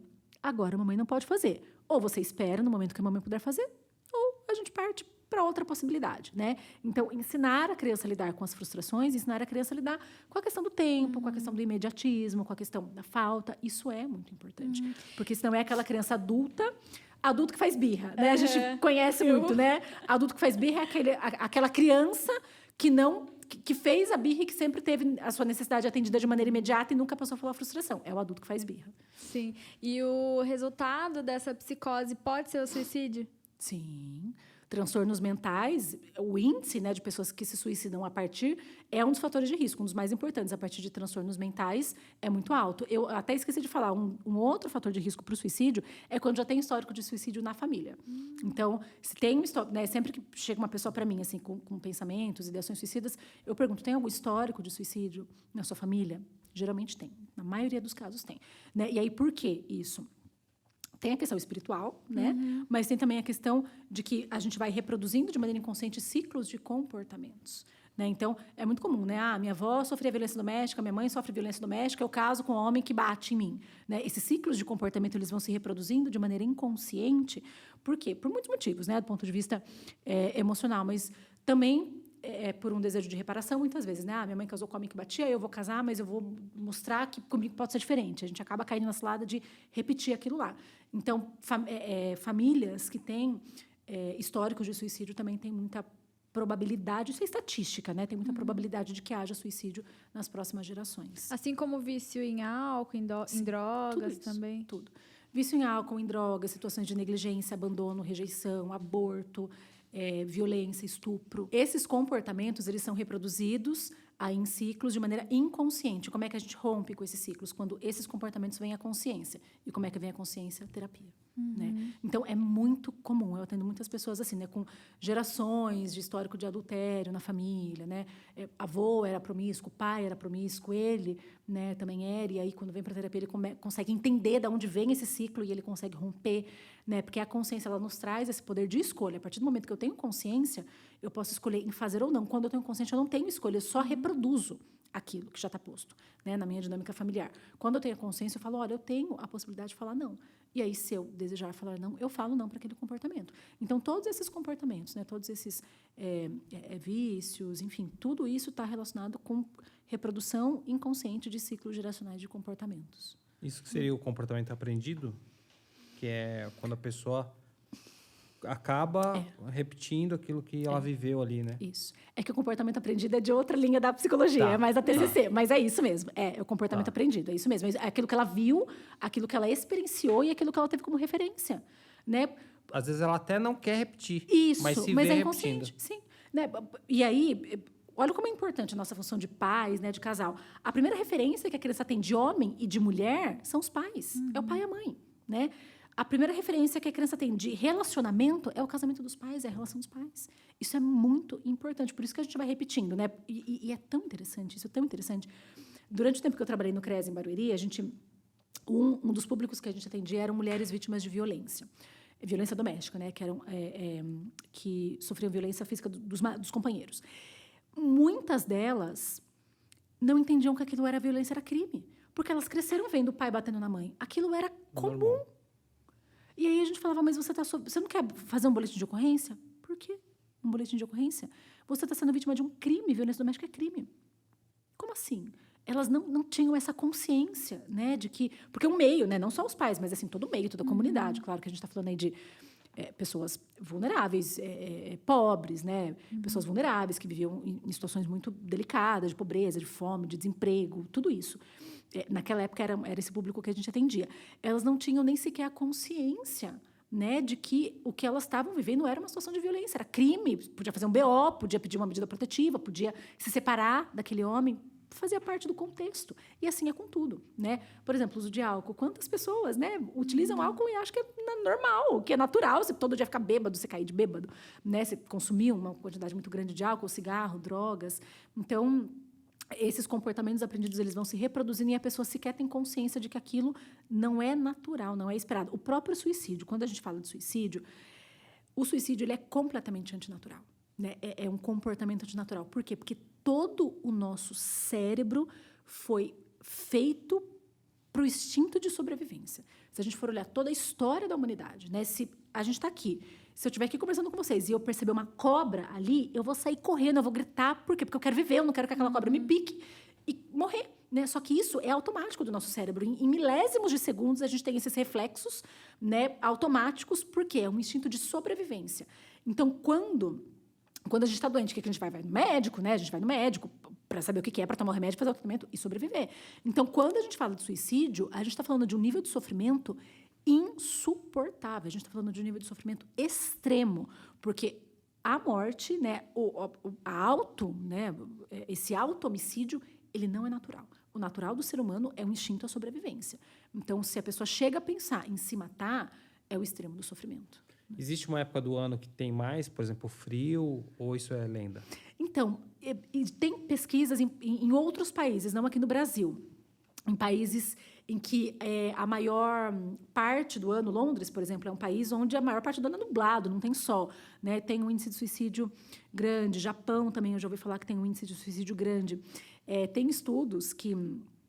Olha como é interessante, né? Quando a gente pensa, por exemplo, na questão do aborto, né? Países que têm o aborto legalizado também têm um índice de suicídio maior. Por quê? A morte, né? A gente está falando de morte, a gente está falando de homicídio, a gente está falando de tá mais vida, naturalizado. Mais naturalizado, né? Então, se a gente for ver estatisticamente, né? O Japão, por exemplo, é um país que você pode abortar com 9 meses de gestação, né? Liberado pelo governo. E também países em que tem mais esse tempo, né, mais nublado, que as pessoas não têm muita convivência social por conta do clima, o que não é o caso do Brasil, né? O nosso inverno é pequeno, né? Não é tão frio assim aqui no Brasil, né? E a maior parte do ano é calor, é verão, é sol, né? A gente tem a maior parte do tempo é calor aqui no Brasil, é um país tropical. Mas fora do país tem estudos, sim, principalmente na Europa. Né? Houve algum levantamento durante a pandemia? Sobre suicídio? Sobre suicídio, houve aumento?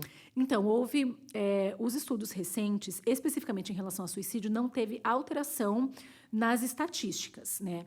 E aí, os especialistas atribuem isso ao fato de que, pela questão do isolamento social, as pessoas elas estavam mais em casa, elas sim, tiveram medo, tiveram todo aquele receio, né? Os suicídios continuaram acontecendo, mais ou menos na mesma proporção, mas por as pessoas estarem em casa, elas ficaram mais reflexivas, mais introspectivas, elas buscaram mais atendimento de saúde mental.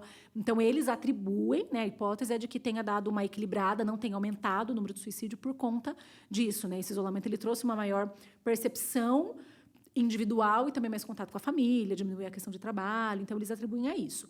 Porém, ansiedade e depressão, teve uma pesquisa feita pela Universidade do Canadá em 2021 que analisou artigos do mundo inteiro. Né? Então, foram feitos artigos científicos no mundo inteiro durante a pandemia e eles reuniram dados de artigos científicos referentes a 80 mil crianças e adolescentes pesquisados no mundo inteiro. Uau. muita coisa, foi uma pesquisa muito grande, do mundo todo. E os índices de ansiedade e depressão de ansiedade aumentaram, se eu não estou enganada, 124% entre crianças e adolescentes. Então, era assim, desde crianças muito pequenas, 1, 2 anos, até jovens de 19 anos. De ansiedade, aumentou 125%, o número de crianças e adolescentes ansiosos, e de depressão aumentou uma média de 90%, quase dobrou. Então, a gente teve realmente... E aí, a gente pega mais essa parcela da população por conta da questão da escola, né, que é o principal hoje, né, meio social das crianças e adolescentes é a escola. Então, os pesquisadores atribuíram, principalmente ao fechamento das escolas, né, claro, o isolamento social também, como um todo, que as crianças ficaram em casa, mas principalmente por conta do fechamento das escolas e de toda essa dinâmica, né, toda essa vida social que acabou. E criança é muito expansiva, né, ela conhece o mundo. Então, eles atribuíram a isso, a questão do aumento da ansiedade e da depressão em crianças e adolescentes. O suicídio não teve uma variação considerável, mas a ansiedade e a depressão dobrou, né? A ansiedade mais do que dobrou e a depressão quase dobrou nesse período. Teve muito atendimento online. Como é que você lidou com isso? Como é que foi essa dinâmica da pandemia? Foi tudo uma surpresa, né? O atendimento online ele já existia, ele já era autorizado pelo nosso conselho de psicologia antes da pandemia, mas claro que era raríssimo a gente fazer um atendimento online, né? Eu fazia muito pouco atendimento online, fazia de alguns pacientes que mudavam de cidade, não queriam mudar de profissional, mas era muito esporádico, era algo que era até incômodo, né? Porque era tão comum aquele face a face, o paciente chegar, você acolher, sentar no sofá, ter aquele olho no olho, era muito comum. Para mim, especificamente, foi um pouco complicado, porque a pandemia chegou quando eu ainda estava na minha licença maternidade, né? A Ana nasceu no finalzinho de 2019, e aí, quando começou a pandemia, eu ainda estava na minha licença maternidade. Então, eu estava me preparando para voltar para o consultório e não voltei, porque daí começou a pandemia. Aí, eu propus para alguns pacientes o atendimento online, alguns deles não aceitaram, alguns aceitaram, e a gente começou. Só que daí, para minha surpresa, começou a ter um boom de procura, porque a gente achou, a princípio, que seria uma coisa... há um mês e meio, né? E viraram 2 anos, se tornaram 2 anos de pandemia. E aí, para minha surpresa, as pessoas começaram a me indicar e começaram a procurar o atendimento online nesse contexto de pandemia. Para mim, especificamente, foi muito bom, porque como eu estava de licença maternidade, a minha filha era bebê, né? Eu amamentei por muito tempo, então eu podia ficar mais com ela, eu podia me dedicar à maternidade e também fazer os atendimentos da minha casa. Claro que eu tive uma rede de apoio que me ajudou, porque sem rede de apoio a gente não consegue fazer nada, mas tudo deu certo. No começo, assim, eu acho que foi estranho para todo mundo, mas depois as pessoas se adaptaram e começaram a perceber os benefícios do atendimento online, né? Que primeiro a facilidade de acesso das pessoas, né? Como eu falei, hoje eu consigo atender pacientes do mundo todo, né? Brasileiros que moram fora do país, no mundo todo, fazem atendimento comigo. E a própria questão por exemplo, quem mora na mesma cidade, o deslocamento, o trânsito, o custo com combustível, né? O tempo que se perde para sair de um extremo da cidade e até outro. Às vezes, né? A sessão de terapia dura 50 minutos, às vezes a pessoa levava 40 para chegar e 40 para voltar para casa. Então, era mais tempo no trânsito do que na sessão de terapia, né? E aí, as pessoas começaram a perceber a facilidade disso. Eu até voltei um tempo depois para o consultório, fiquei alguns meses, mas daí veio a segunda onda da pandemia, que foi aquela loucura toda, eu voltei a ficar em casa. E aí, eu entendi que seria a melhor dinâmica, né? Tanto para mim, eu costumo, né, dizer que na minha dinâmica hoje, a minha prioridade é a minha família, é a minha filha, não é o trabalho. Então, eu conseguindo conciliar o meu trabalho com os cuidados com a minha família, para mim tem sido ideal. Então, eu fiquei no online e decidi permanecer. Hoje não tenho nenhuma pretensão de voltar para o presencial. Muitos profissionais estão nessa linha também, só do online, não pretendem voltar para o presencial. Eu consigo, porque eu só atendo adolescentes e adultos. Atendimento infantil não dá para ser feito online. Então, quem é psicólogo infantil tem que estar no consultório com todos os recursos lúdicos lá. Mas, para mim, hoje, essa dinâmica funciona muito. E eu percebo que a maior parte das pessoas que me procuram hoje já é para o atendimento online, né? Então, eles já estão nessa pegada, né? De atendimento online, de diminuição de custos. Claro, as pessoas que moram fora de Sorocaba, por questões óbvias, né? Não daria para vir. Mas, mesmo quem mora em Sorocaba, eu percebo que já vem com essa demanda de querer o atendimento online por essa facilidade. E sempre me perguntam assim, mas você consegue formar vínculo com o paciente? Tem alguma dificuldade? Para mim, não teve diferença nenhuma. Para mim, hoje, a maior dificuldade do atendimento online, às vezes, é a qualidade da conexão, né? Ou minha, ou do paciente, tempo chuvoso. Às vezes, isso é chato, né? Quando começa a cair, começa a travar.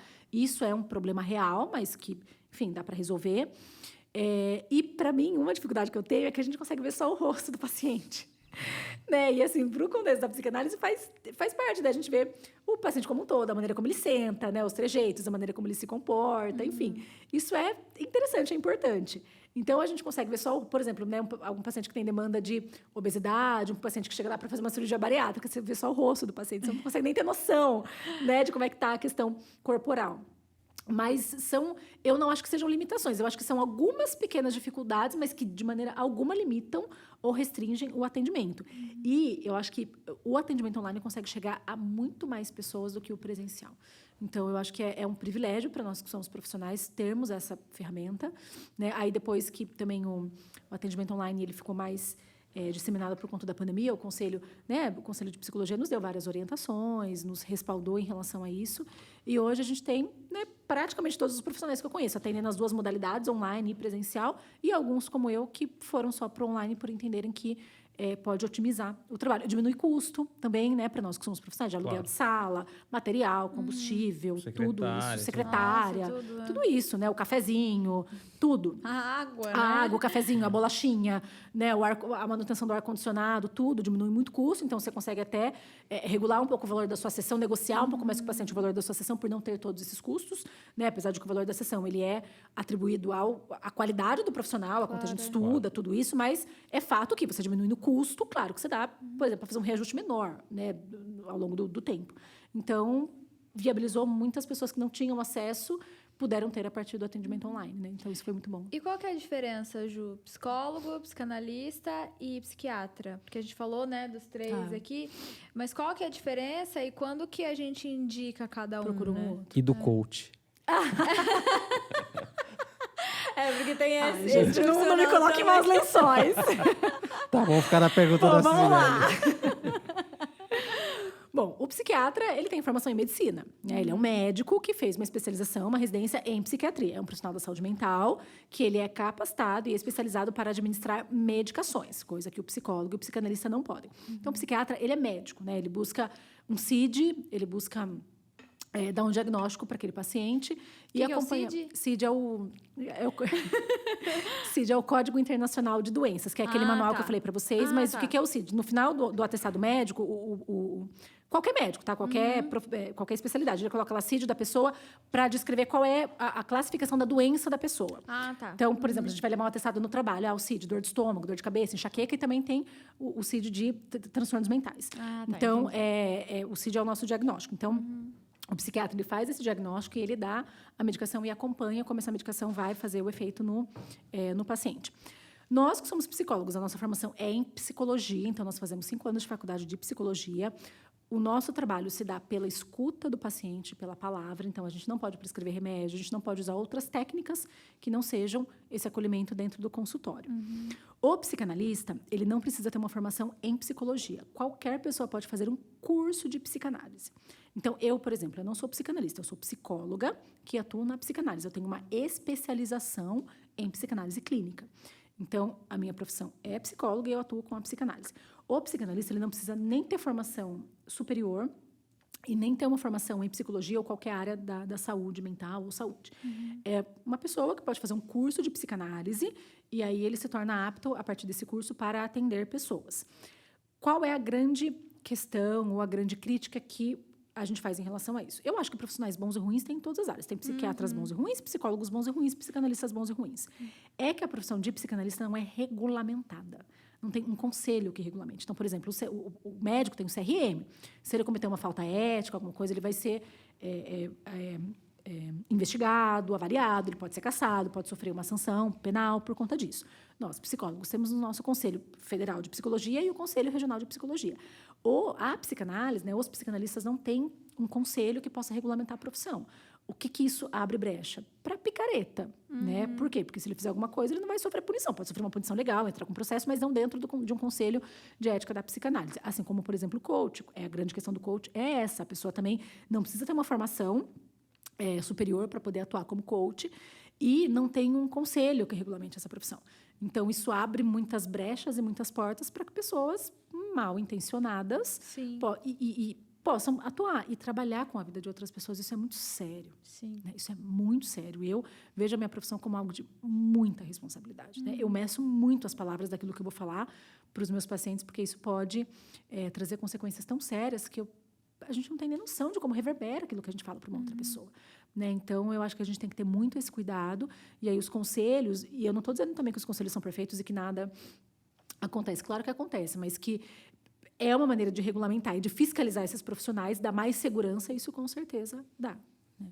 Legal. Quando que a igreja ajuda e quando que a igreja atrapalha em alguém que está em tratamento ou precisa de um tratamento? Seja ansiedade, seja depressão, ou alguém que tem um instinto ali. Instinto? Posso falar? Suicida? Ideação suicida. Tá. Ideação. Quando que a igreja ajuda e atrapalha nisso? Eu acho que a igreja ajuda ou atrapalha quando ela não entende o que é papel de cada um. Né? Cada um no seu quadrado, vamos dizer de uma maneira popular. A igreja ela pode ser uma grande aliada, né, dos profissionais da saúde mental, dizendo para os seus fiéis, né, para as pessoas que estão lá, que um tratamento de saúde mental é adequado, assim como um tratamento de saúde física. Porque, por exemplo, se uma pessoa chega para o pastor e fala assim, eu tenho câncer, o que o pastor vai falar? Nós vamos orar e você vai procurar um atendimento médico, você vai fazer quimioterapia, você vai fazer a cirurgia, você vai fazer tudo que o médico te indicar. Agora, quando uma pessoa chega para o pastor e fala, eu tenho depressão, e ele fala, vamos orar para esse demônio sair, aí a gente está estigmatizando de que toda doença mental é causada pela questão espiritual. Isso não é verdade, né? Tem situações em que é espiritual? Claro que tem, claro que a gente conhece. Sim, tem situações que são espirituais, né? Mas tem situações que não são, tem situações que são orgânicas, que são da vida emocional daquele sujeito. Então, a igreja ajuda quando ela entende o papel dela na vida daquele sujeito de orar, de apoiar, de acolher, de escutar sem o julgamento e indica para esse cristão, né, no nosso caso, que procure também um atendimento em saúde mental, e ela atrapalha quando ela entende que toda demanda de saúde mental é demônio ou é espiritual. Aí a gente começa a criar... E aí, isso é tão importante que a gente começa a criar até um estigma em cima daquelas pessoas, né? Porque, de duas uma, ou aquela pessoa ela vai reprimir tudo isso porque ela vai se sentir constrangida de falar que ela tem uma demanda de saúde mental, ela vai reprimir tudo aquilo e viver como se aquilo não existisse. E é claro que isso vai desencadear numa outra coisa lá depois. Eu costumo dizer que a nossa saúde mental é que nem cartão de crédito. Você vai passando, uma hora a fatura vai chegar. Né? Então, você passa, uma hora você vai ter que pagar essa conta. E aí, se a pessoa não cuida disso, lá na frente a conta pode ser muito grande, né? E ela não dá conta de pagar. Então, ou a pessoa ela vai reprimir tudo isso, não vai procurar ajuda, isso vai piorar, até que chega no ponto de um suicídio, por exemplo. Ou ela vai ser totalmente estigmatizada. Se ela não quer falar, não, eu vou fazer um tratamento porque eu entendo que isso é necessário, ela vai ser estigmatizada, ela vai ser isolada, ela vai ser constrangida no meio das outras pessoas, ela vai se sentir envergonhada. Né? Quantos pacientes eu tenho que me falam, eu faço terapia e ninguém sabe. Né? Ninguém pode saber que eu faço terapia. E não só por questões espirituais, até por preconceito mesmo da família, né? Enfim, tantas questões. Então, a igreja, ela ajuda quando ela sabe qual é o papel dela de apoiar aquele sujeito e de encaminhar para um atendimento de saúde mental. E atrapalha quando acha que toda a questão de saúde mental é espiritual, o que não é verdade. Eu complementando e falando mais do lado da igreja aqui. Tá. Eu também entendo que a igreja ajuda porque ela é uma comunidade. É um lugar onde a pessoa pode encontrar amigos, apoio, não se sentir sozinha. Enfim, tem as atividades, às vezes, vínculos da igreja. Vínculos sociais na igreja. Atividades que ela pode se envolver. Agora, queria ser prático. Quais as coisas que normalmente são ditas por pessoas da igreja, isso na prática mesmo, frases, coisas do tipo, que às vezes podem prejudicar ou minimizar algo que deveria ser olhado com mais cuidado e carinho? Eu acho que, primeiro, é isso que a gente falou, de espiritualizar toda a questão de doença mental, que não é verdade. E também o que eu ouço muito é que, se você está em depressão, ansiedade, é falta de fé, você precisa orar mais, você está em pecado, né? Isso é uma consequência do seu pecado. E se a gente for olhar para a Bíblia, a gente tem exemplos muito claros de que isso não é verdade. Se a gente pegar a história de Elias, né? Elias foi um dos maiores profetas do Antigo Testamento. Ele somente foi arrebatado num carro de fogo para o céu. Que outro homem da Bíblia passou por isso? Nenhum deles, né? Elias, se a gente for analisar cronologicamente a história dele, que está lá no livro de Reis, a gente vai ver que quando ele pede a morte, né, depois que Jezabel o ameaça, falando que vai matá-lo, né, que ele foi lá e matou os profetas de Baal, e Jezabel manda dizer que ele vai morrer, ele vai para debaixo do zimbro e ele pede a morte para Deus. Aquilo, ele estava num estado deprimido, ele estava num momento deprimido, quando ele pede a morte, quando ele não vê uma perspectiva de futuro, quando ele não tem mais esperança, ele vai sozinho para o deserto, né? A Bíblia fala que ele está indo, ele deixa o moço dele e vai sozinho para o deserto, então ele se isola socialmente. A Bíblia fala que teve os anjos que vieram e deram alimento para ele, ou seja, ele não estava nem comendo de tanto sofrimento. Então, ele estava especificamente no momento de depressão. Mas antes daquilo, ele já tinha vivido milagres tremendos de Deus, né? Ele já tinha profetizado que não viria chuva para o rei Acabe. Ele já tinha passado pela situação da viúva, né, que o azeite da botija não vai acabar, a farinha da panela não vai acabar. Ele tinha ressuscitado o filho daquela viúva que tinha morrido e ele orou e Deus ressuscitou aquele menino. E depois da ressurreição desse menino é que ele entra para esse momento de depressão. Como é que a gente pode falar que ele não cria em Deus? Ele estava sem fé? Ele não tinha comunhão com Deus? Ele tinha acabado de ressuscitar o menino. Cronologicamente, foi depois que ele ressuscitou o menino, o filho da viúva, que ele foi para o deserto e estava naquele estado de depressão. Então, se a gente pegar textos bíblicos, né? Jeremias também foi um grande profeta de Deus no Antigo Testamento, e tem situações em que ele amaldiçoa o dia em que ele nasceu. Ele falou, maldito seja o dia em que deram a notícia para o meu pai de que a minha mãe estava grávida de mim.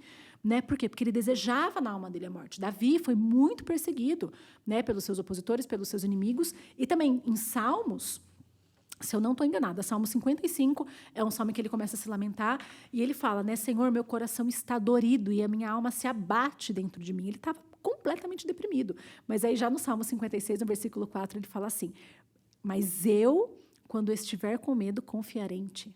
Então, a gente pode passar por momentos de depressão na nossa vida, por momentos de ansiedade, por momentos de angústia, por momentos de desejar a morte, por momentos de não ter perspectiva de futuro. E isso não significa que nós não temos fé, ou que nós estamos distantes de Deus, ou que nós estamos sofrendo a consequência de um pecado no mundo espiritual. Significa apenas que nós somos humanos. E ser humano é estar sujeito a tudo isso. A Bíblia fala que Jesus chorou na morte de Lázaro. Ele se entristeceu. Ele era Deus, mas ele viveu enquanto homem aqui nessa terra.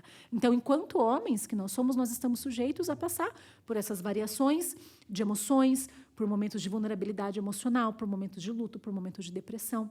E isso não tem a ver com a nossa fé, ou com aquilo que nós cremos em Deus, ou com pecados da nossa vida espiritual. Tem a ver apenas pelo fato de que nós somos humanos e estamos sujeitos a viver todas essas emoções. Então, eu acho que a gente tem que começar a falar um pouco mais sobre isso, sobre a vulnerabilidade de homens e mulheres da Bíblia. Eu dei 3 exemplos simples aqui, né? 3 exemplos que são mais gritantes. Mas eu, enquanto psicóloga, quando eu leio a Bíblia, eu começo a enxergar coisas, né, que talvez outras pessoas não enxerguem, e, claro, cada um, Deus vai dando uma visão diferente na leitura, de que homens e mulheres sofreram, sim, e isso não fez deles pessoas que não tiveram a sua relevância no reino de Deus. Muito pelo contrário. Gente, Davi foi apenas o homem segundo o coração de Deus. Apenas, né? O único homem na Bíblia de Gênesis ao Apocalipse em que Deus se referiu dessa maneira. Um homem segundo o coração de Deus. E ele passou por momentos de muita perseguição e muita tribulação e que a alma dele se abateu, né? E nem por isso a gente diminui a importância de Davi. E nós somos como esses homens e mulheres, né? Que podemos, sim, passar por esses momentos, mas que, no momento seguinte, a gente pode falar, mas eu, quando estiver com medo, confiarei em ti. Tá. Fugindo um pouquinho do assunto aí de depressão, Tá. enfim, suicídio, mas para esclarecer algumas pessoas. Eu Tá. sei, mas já vi algumas pessoas confundindo psicologia com parapsicologia. Tá. Achando que é a mesma coisa. Não. E talvez elas ninguém explicou para elas que a psicologia é uma ciência, enfim. Isso. Eu queria que você falasse um pouquinho sobre isso. Antes de talvez você responder isso, eu acho que talvez tenha um pouco a ver com algo que eu gostaria de perguntar também. Que talvez seja por causa disso que envolve a pergunta que eu vou fazer agora. Tá. A gente como cristão, a gente precisa buscar apenas o psicólogo cristão também, que eu acho que talvez isso tenha a ver com o que o Jackson está falando também. É que, na verdade, a parapsicologia, ela não é uma ciência, não é uma ciência, né? Eu conheço muito pouco sobre isso, eu ouvi falar um pouco na faculdade, mas, assim, pelo que eu sei, a parapsicologia, ela tem algumas questões de espiritismo, relação com vidas passadas, são práticas, assim, que estão fora daquilo que é ciência, e aí também entra a questão de que nós, enquanto profissionais da psicologia, enquanto sujeitos, é claro que a gente pode ter a nossa crença, claro que Óbvio que podem existir psicólogos que sejam espíritas ou de qualquer outra religião, mas qual que é a orientação do nosso código de ética, né, que é feito pelo nosso Conselho de Psicologia, aí que entra a regulamentação da profissão. Tá vendo como é importante, né, ter um conselho, um órgão que regulamente a profissão, porque daí pode fiscalizar isso. Que dentro da nossa prática da psicologia, a gente não use práticas de religiões ou de quaisquer outras crenças que não tem a ver com a ciência, que aí tem a ver com uma ideologia pessoal. Então, a parapsicologia, ela não é psicologia, é diferente, né? E aí muitas pessoas confundem, por exemplo, porque como eu estou falando desde o começo, a psicanálise, a gente fala, né, o Freud usava muito a questão da regressão, mas não é regressão no sentido... Primeiro que essa prática já não é mais usada, muitas práticas de Freud não são mais usadas, porque a gente evoluiu, né? Mas não era regressão no sentido de vidas passadas, era regressão para a infância. Por quê? Porque as nossas lembranças de infância, elas são muito limitadas por uma questão cerebral mesmo. A gente não lembra de tudo na vida, né? Então, muitas vezes, quando Freud falava de regressão, vamos voltar... Aí eu dei uma encostadinha aqui no microfone, não sei se ecoou. Não tem problema. De regressão, de voltar, não é voltar vidas passadas, é voltar para a infância, tentar resgatar essas memórias da infância que são a origem do que a gente é na vida adulta, dos nossos traumas, das nossas questões e das nossas doenças mentais, inclusive. Então, parapsicologia é diferente de psicologia, não é uma ciência pautada, né? Não é algo eticamente que se possa fazer dentro da psicologia. E aí você me perguntou da questão dos psicólogos cristãos, né, Cibele? O que eu entendo que mais importante do que ser cristão é ser ético.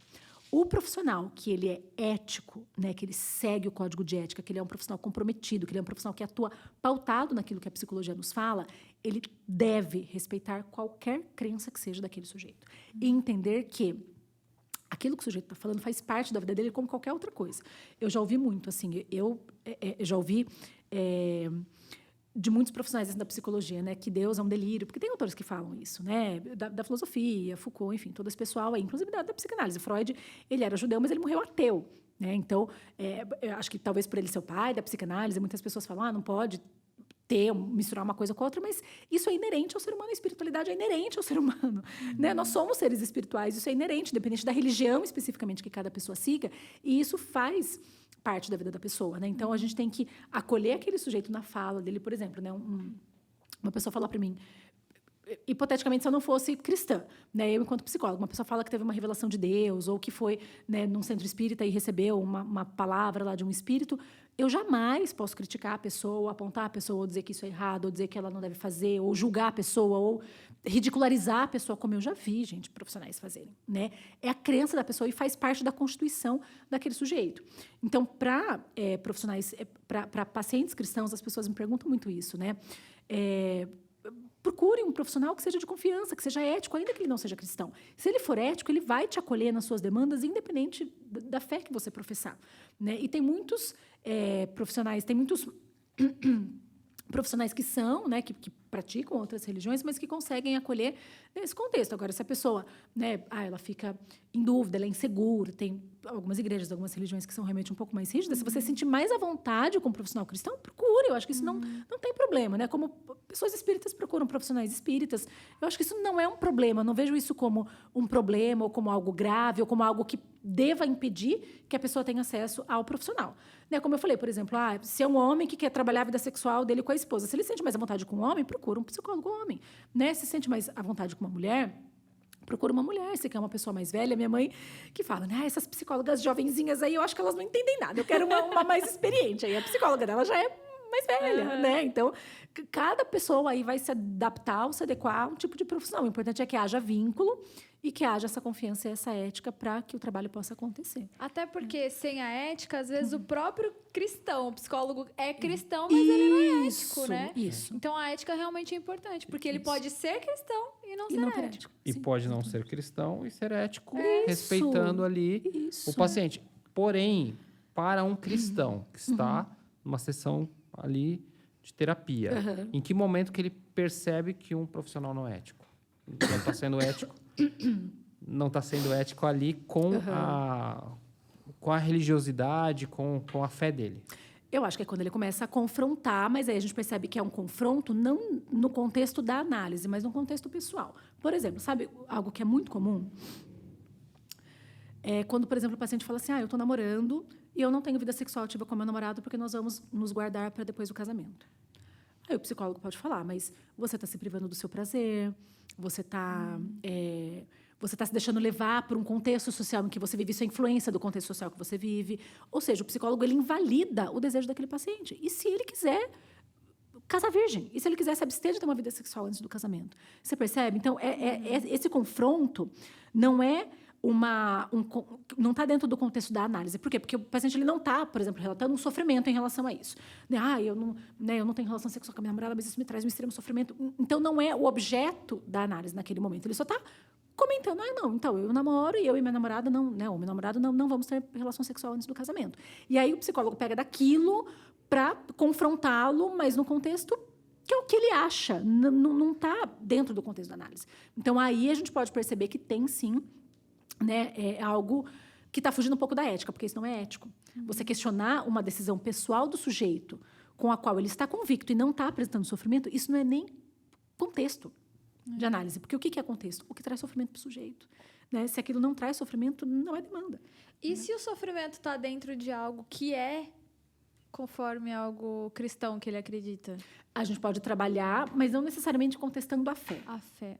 Né? Porque são coisas diferentes. A gente pode trabalhar. Por exemplo, se é um sofrimento para aquele adolescente, vamos pensar, para aquele jovem, estar namorando e não ter relação sexual, vamos pensar sobre isso. Né? Qual é a questão do desejo? Como que você se sente diante da frustração? Tá vendo como a gente sempre volta lá para trás? Né? Como é essa frustração de você namorar e não fazer sexo, porque é isso que a doutrina que você segue prega? A gente vai trabalhar outras coisas, né? Tem outros caminhos para se trabalhar, a não ser dizer, você está sendo bobo, você tem sim que transar com a sua namorada, porque isso é a repressão do seu desejo. Um discurso tão pronto, né? Sim. Então, eu acho que se a gente tiver essa escuta qualificada, né, para escutar sem julgar, a gente vai conseguir chegar na raiz sem precisar questionar aquilo que o sujeito acredita. E aí, em qualquer religião. Né? Sibeli, não só no cristianismo, em qualquer religião. Porque cada uma tem a sua doutrina, cada uma tem os seus princípios. Né? Existe prevenção? Como é que funciona? Enfim, conta um pouquinho sobre... A pessoa está sofrendo lá. E aí?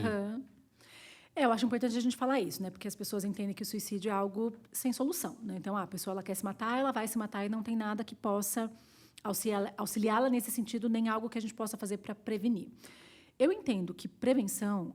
O primeiro passo para a prevenção é falar sobre o assunto. Né? Muitas pessoas pensam que, se a gente falar sobre suicídio, a gente vai incentivar, a gente vai estimular. Não, pelo contrário, a gente vai tirar o estigma. Ou seja, quem está ao redor tem que falar sobre o assunto. E eu entendo que toda a sociedade, eu acho que nós, enquanto igreja, nós, enquanto profissionais da saúde mental, nós, enquanto sociedade, enquanto escola, eu acho que essas conversas, essas pautas, elas têm que acontecer. As pessoas têm que falar sobre o assunto. A gente não fala sobre gravidez na adolescência, por exemplo? A gente não fala sobre prevenção ao câncer de mama?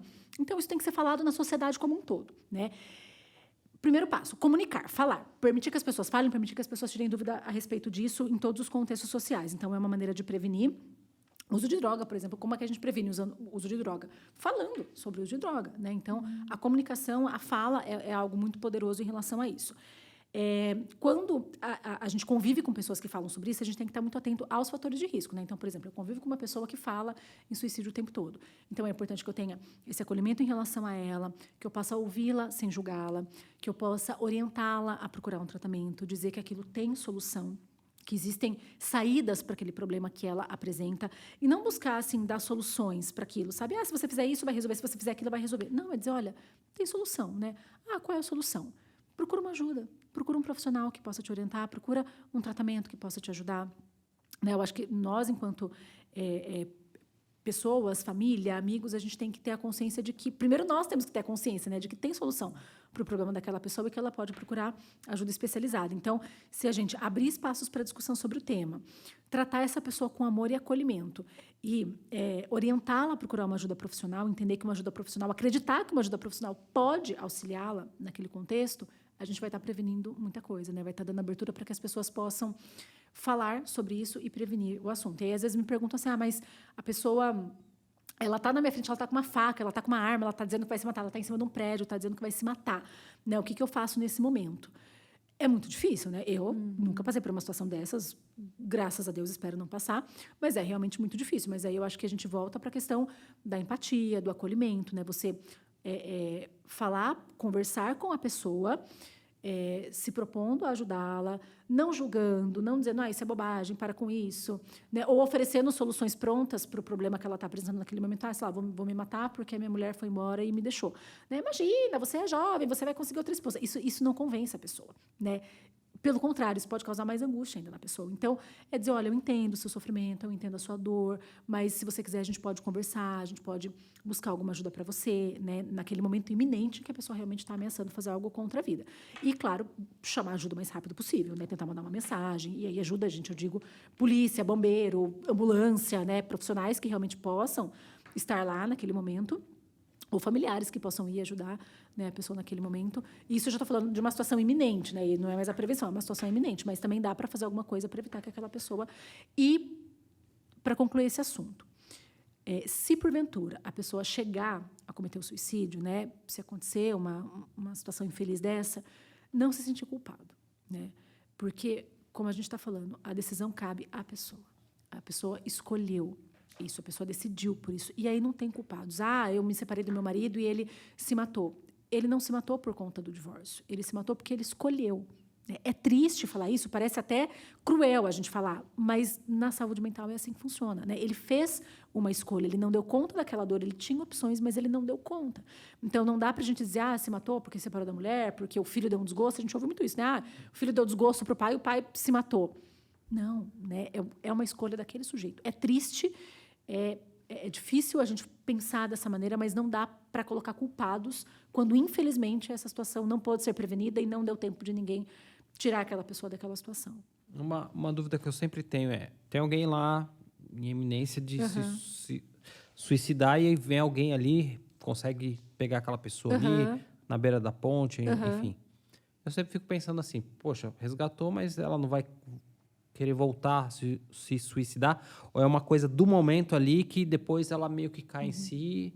Como é que funciona isso? Pode ser as duas coisas. Pode ser algo momentâneo, naquele momento de desespero, a pessoa teve aquela atitude, mas depois ela consegue procurar um atendimento, né, um tratamento e voltar a si.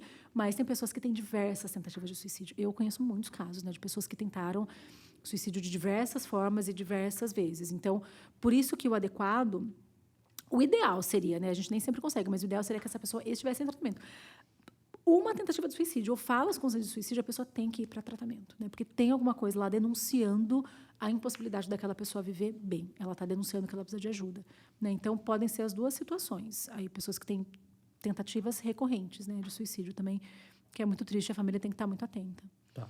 A gente falou bastante de depressão, mas da ansiedade. O que é a ansiedade? Como que a pessoa consegue entender que ela tem, né, uma ansiedade problemática e não apenas uma ansiedade, vamos dizer assim, num limite ali saudável. Eu costumo dizer que a ansiedade, eu acho que é inerente ao ser humano também. Todos nós temos, e ela até é necessária em alguns momentos, porque se a gente não tem ansiedade, que é essa expectativa pelo futuro, a gente entra numa inércia, numa zona de conforto e numa negligência em relação à vida. Então, né, eu vou prestar uma prova, estou ansioso, eu vou vir aqui hoje para o podcast, estou ansiosa, né? Enfim, vou fazer alguma coisa diferente, vou encontrar pela primeira vez com meu namorado, estou ansiosa. É natural, é saudável, ok. Agora, a ansiedade, ela começa a ser um problema e é diagnosticada como doença quando ela começa a impedir a pessoa de viver bem. Então, é aquela pessoa que... E o que é a ansiedade? É uma expectativa exagerada pelo futuro. A pessoa só pensa no futuro. E ela não vive o presente. Mas ela sempre pensa no futuro, então ela nunca vive o presente. Porque eu estou ansiosa pelo meu dia de amanhã. Então, eu não vivo hoje porque eu estou pensando em amanhã. Só que quando chega amanhã, eu estou ansiosa pelo depois de amanhã. Então, é uma vida que vai passando e a pessoa ela nem vai percebendo que a vida está passando, porque ela sempre está na expectativa pelo que vai acontecer e o momento presente sempre é negligenciado. Então, isso se torna um grave problema ou uma doença ou um transtorno que precisa de tratamento, né, de uma intervenção, quando isso impede que a pessoa faça... concretize seus planos. Aí, a ansiedade também é algo que dá insônia, é algo que a pessoa come demais ou come de menos. Aí vai causando, né? É uma reação em cadeia, né? Então, a pessoa ansiosa ela pode ser obesa, aí ela vai desenvolver outras doenças, ou ela pode ser anoréxica, também vai desenvolver outras doenças. É uma pessoa que pode ter insônia, é uma pessoa que pode dormir demais por conta da ansiedade. Então, é quando esses sintomas todos que são advindos da ansiedade começam a interferir na vida da pessoa de maneira a trazer muito sofrimento e a impedir que ela possa ter uma vida saudável, né? Uma vida com uma boa qualidade. A gente estava conversando, na verdade, o Jackson estava conversando esses dias, e aí depois ele me contou, e eu penso assim também, né? Que após a pandemia, a gente pensou que as pessoas, na verdade, iam desacelerar um pouco, né? Para viver um pouco mais o momento presente, porque teve muito luto, muita dor, né? Foram 2 anos aí de muito sofrimento. A gente pensou que as pessoas viveriam mais o tempo presente, né? Mas a gente percebe que essa ansiedade acabou, na verdade, aumentando. Então, agora as pessoas querem fazer... Como que é a frase que você tinha falado, amor? As pessoas querem tirar o atraso ali, né? É. Elas acabam até fazendo mais e deixando de priorizar as coisas importantes e viver o momento, né? É, porque durante 2 anos, como tudo ficou parado, parece que agora as pessoas querem colocar em dia aquilo que ficou parado durante 2 anos, né? Você sente também que, na verdade, agora as pessoas estão se tornando mais ansiosas? Porque eu, particularmente, vejo que numa certa idade, algumas pessoas estão mais ansiosas. Então, algumas amigas que eu tenho ali, na faixa de 20 e poucos anos, eu percebo que elas são muito ansiosas. Geralmente, elas têm ali a idade muito próxima, né? Como eu até acho um pouco que eu e o Jackson, a gente é um pouco tranquilo demais, às vezes. Então, pra gente, acaba sendo um pouco assustador e até mais claro, né? Você acredita que após pós-pandemia, essa ansiedade piorou um pouco? De maneira geral, sim. Mas eu acho que a gente também tem os casos das pessoas que conseguiram refletir, repensar a vida e estabelecer novas prioridades com tudo que aconteceu na pandemia. Mas eu acho que esse movimento das pessoas que ficaram mais ansiosas é exatamente isso, né? O nosso cérebro, ele atua como mecanismo de compensação, né? Por exemplo, por que as dietas muito restritivas, elas não dão certo? Porque a gente passa um tempo numa restrição muito grande, né? E aí chega um momento em que a gente não dá conta e a gente vai...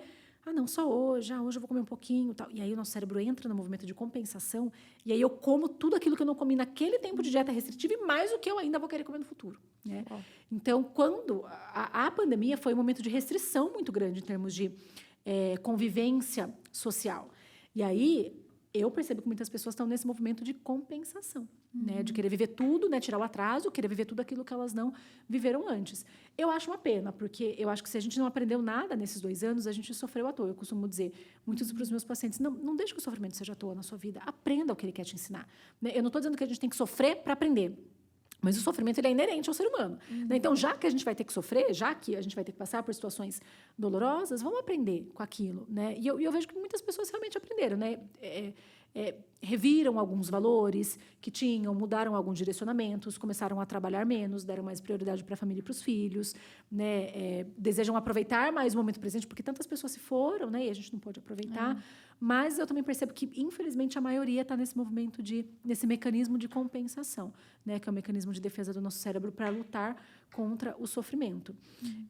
E aí, eu acho que a indicação realmente é que as pessoas possam, né, tenham acesso a um processo de análise, possam repensar sobre isso. A terapia ajuda tanto nesse sentido de refletir sobre essas questões, né? Eu acho que para quem está sofrendo com isso, sugiro, né, que vá para um processo de análise de terapia. Acho que pode ser muito importante para ajudar a repensar todos esses valores. A hiperatividade, ela está ligada à ansiedade ou não?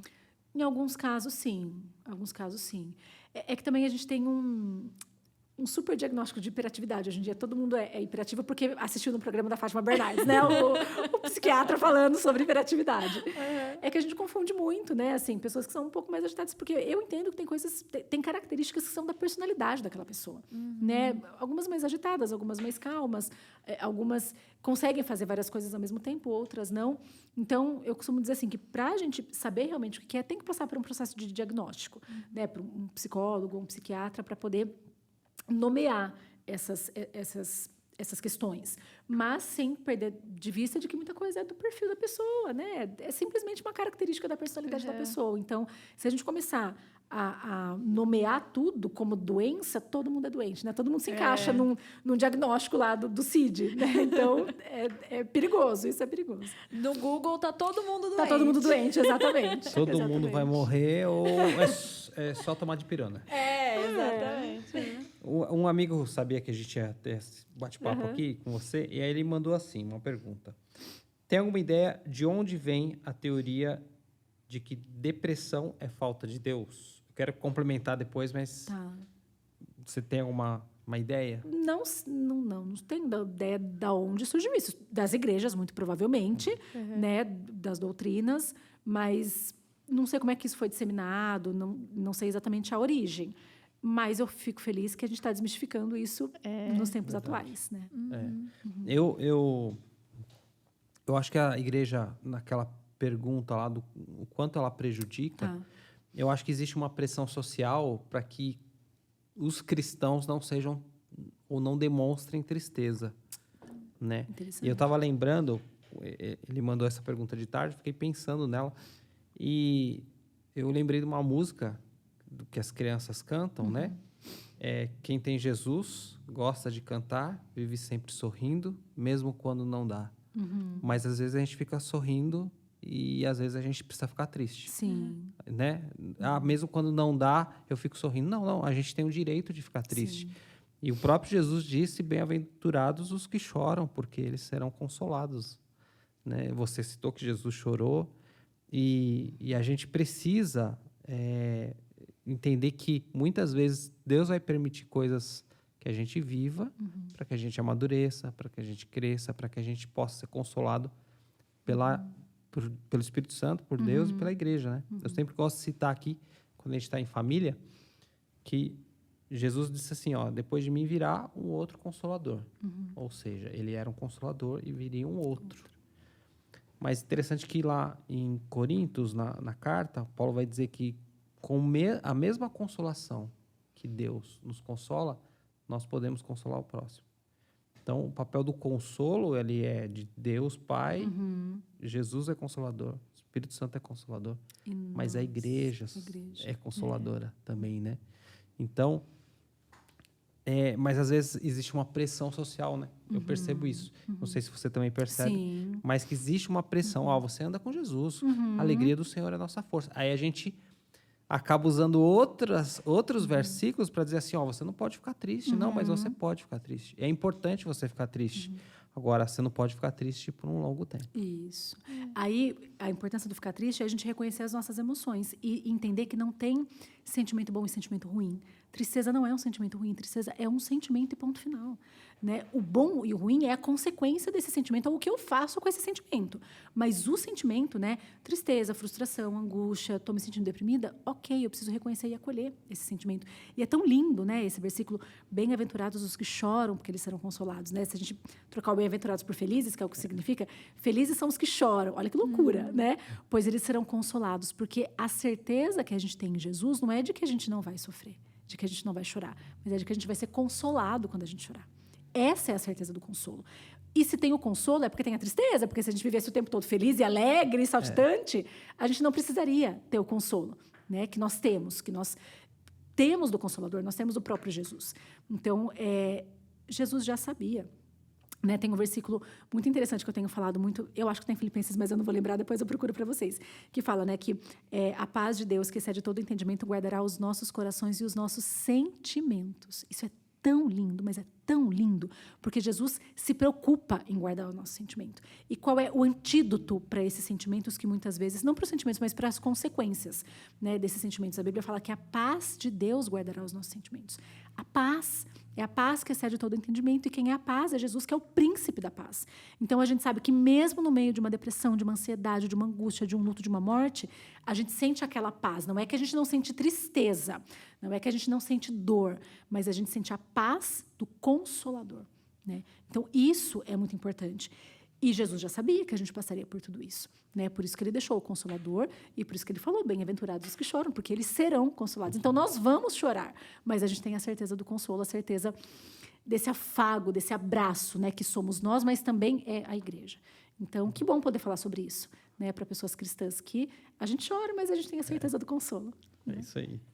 Alguma pergunta? Não, eu queria abrir o versículo que ela disse que está em Filipenses 4:7. E a paz de Deus, que excede todo entendimento, guardará o coração e a mente de vocês em Cristo Jesus. É esse, né? Tem uma versão que fala, guardará os vossos corações e os vossos sentimentos, ao invés... que legal. que está no coração, né? Sim. Então, Deus é um Deus que se importa com os nossos sentimentos, né? Ele guarda os nossos sentimentos na paz dele. É muito lindo isso. É muito lindo mesmo. Eu acho que a gente pode fechar com esse... Eu acho que a gente pode fechar aqui. Tá bonito para fechar aqui. Você quer acrescentar? Opa! A gente tá se atropelando. E deixar com gostinho de quero mais. Era só isso que... Ju, quer complementar alguma coisa?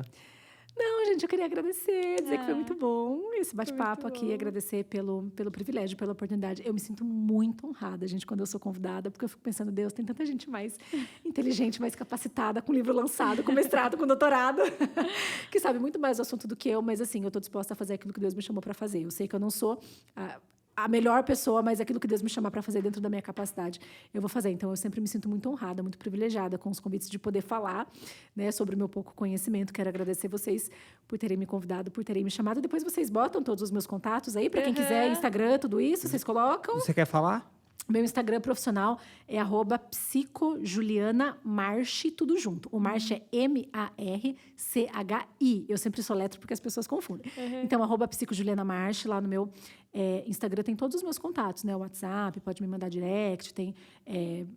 entra lá no link da bio, tem todos os meus contatos, site, tudo isso.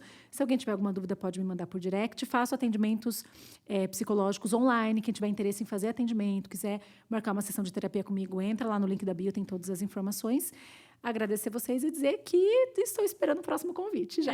Isso que eu ia falar, Ju, tem que voltar. Com certeza. Tem que Com voltar. certeza. Tem muitos assuntos aí que a gente só pincelou aqui. Acho que seria muito legal a gente falar sobre a criança com o envolvimento da criança com a E a tecnologia. tecnologia, criança, adolescente, jovem, né? Se deve ou não, né? Deixar ali o filho muito tempo no celular. É um tema muito legal, muito atual. E aí eu acho que, não vamos dar spoiler, mas criança deve ter um efeito diferente, por exemplo, do adolescente, né? Exatamente. Então vamos conversar. Já são 2 podcasts, um pro adolescente e um pro...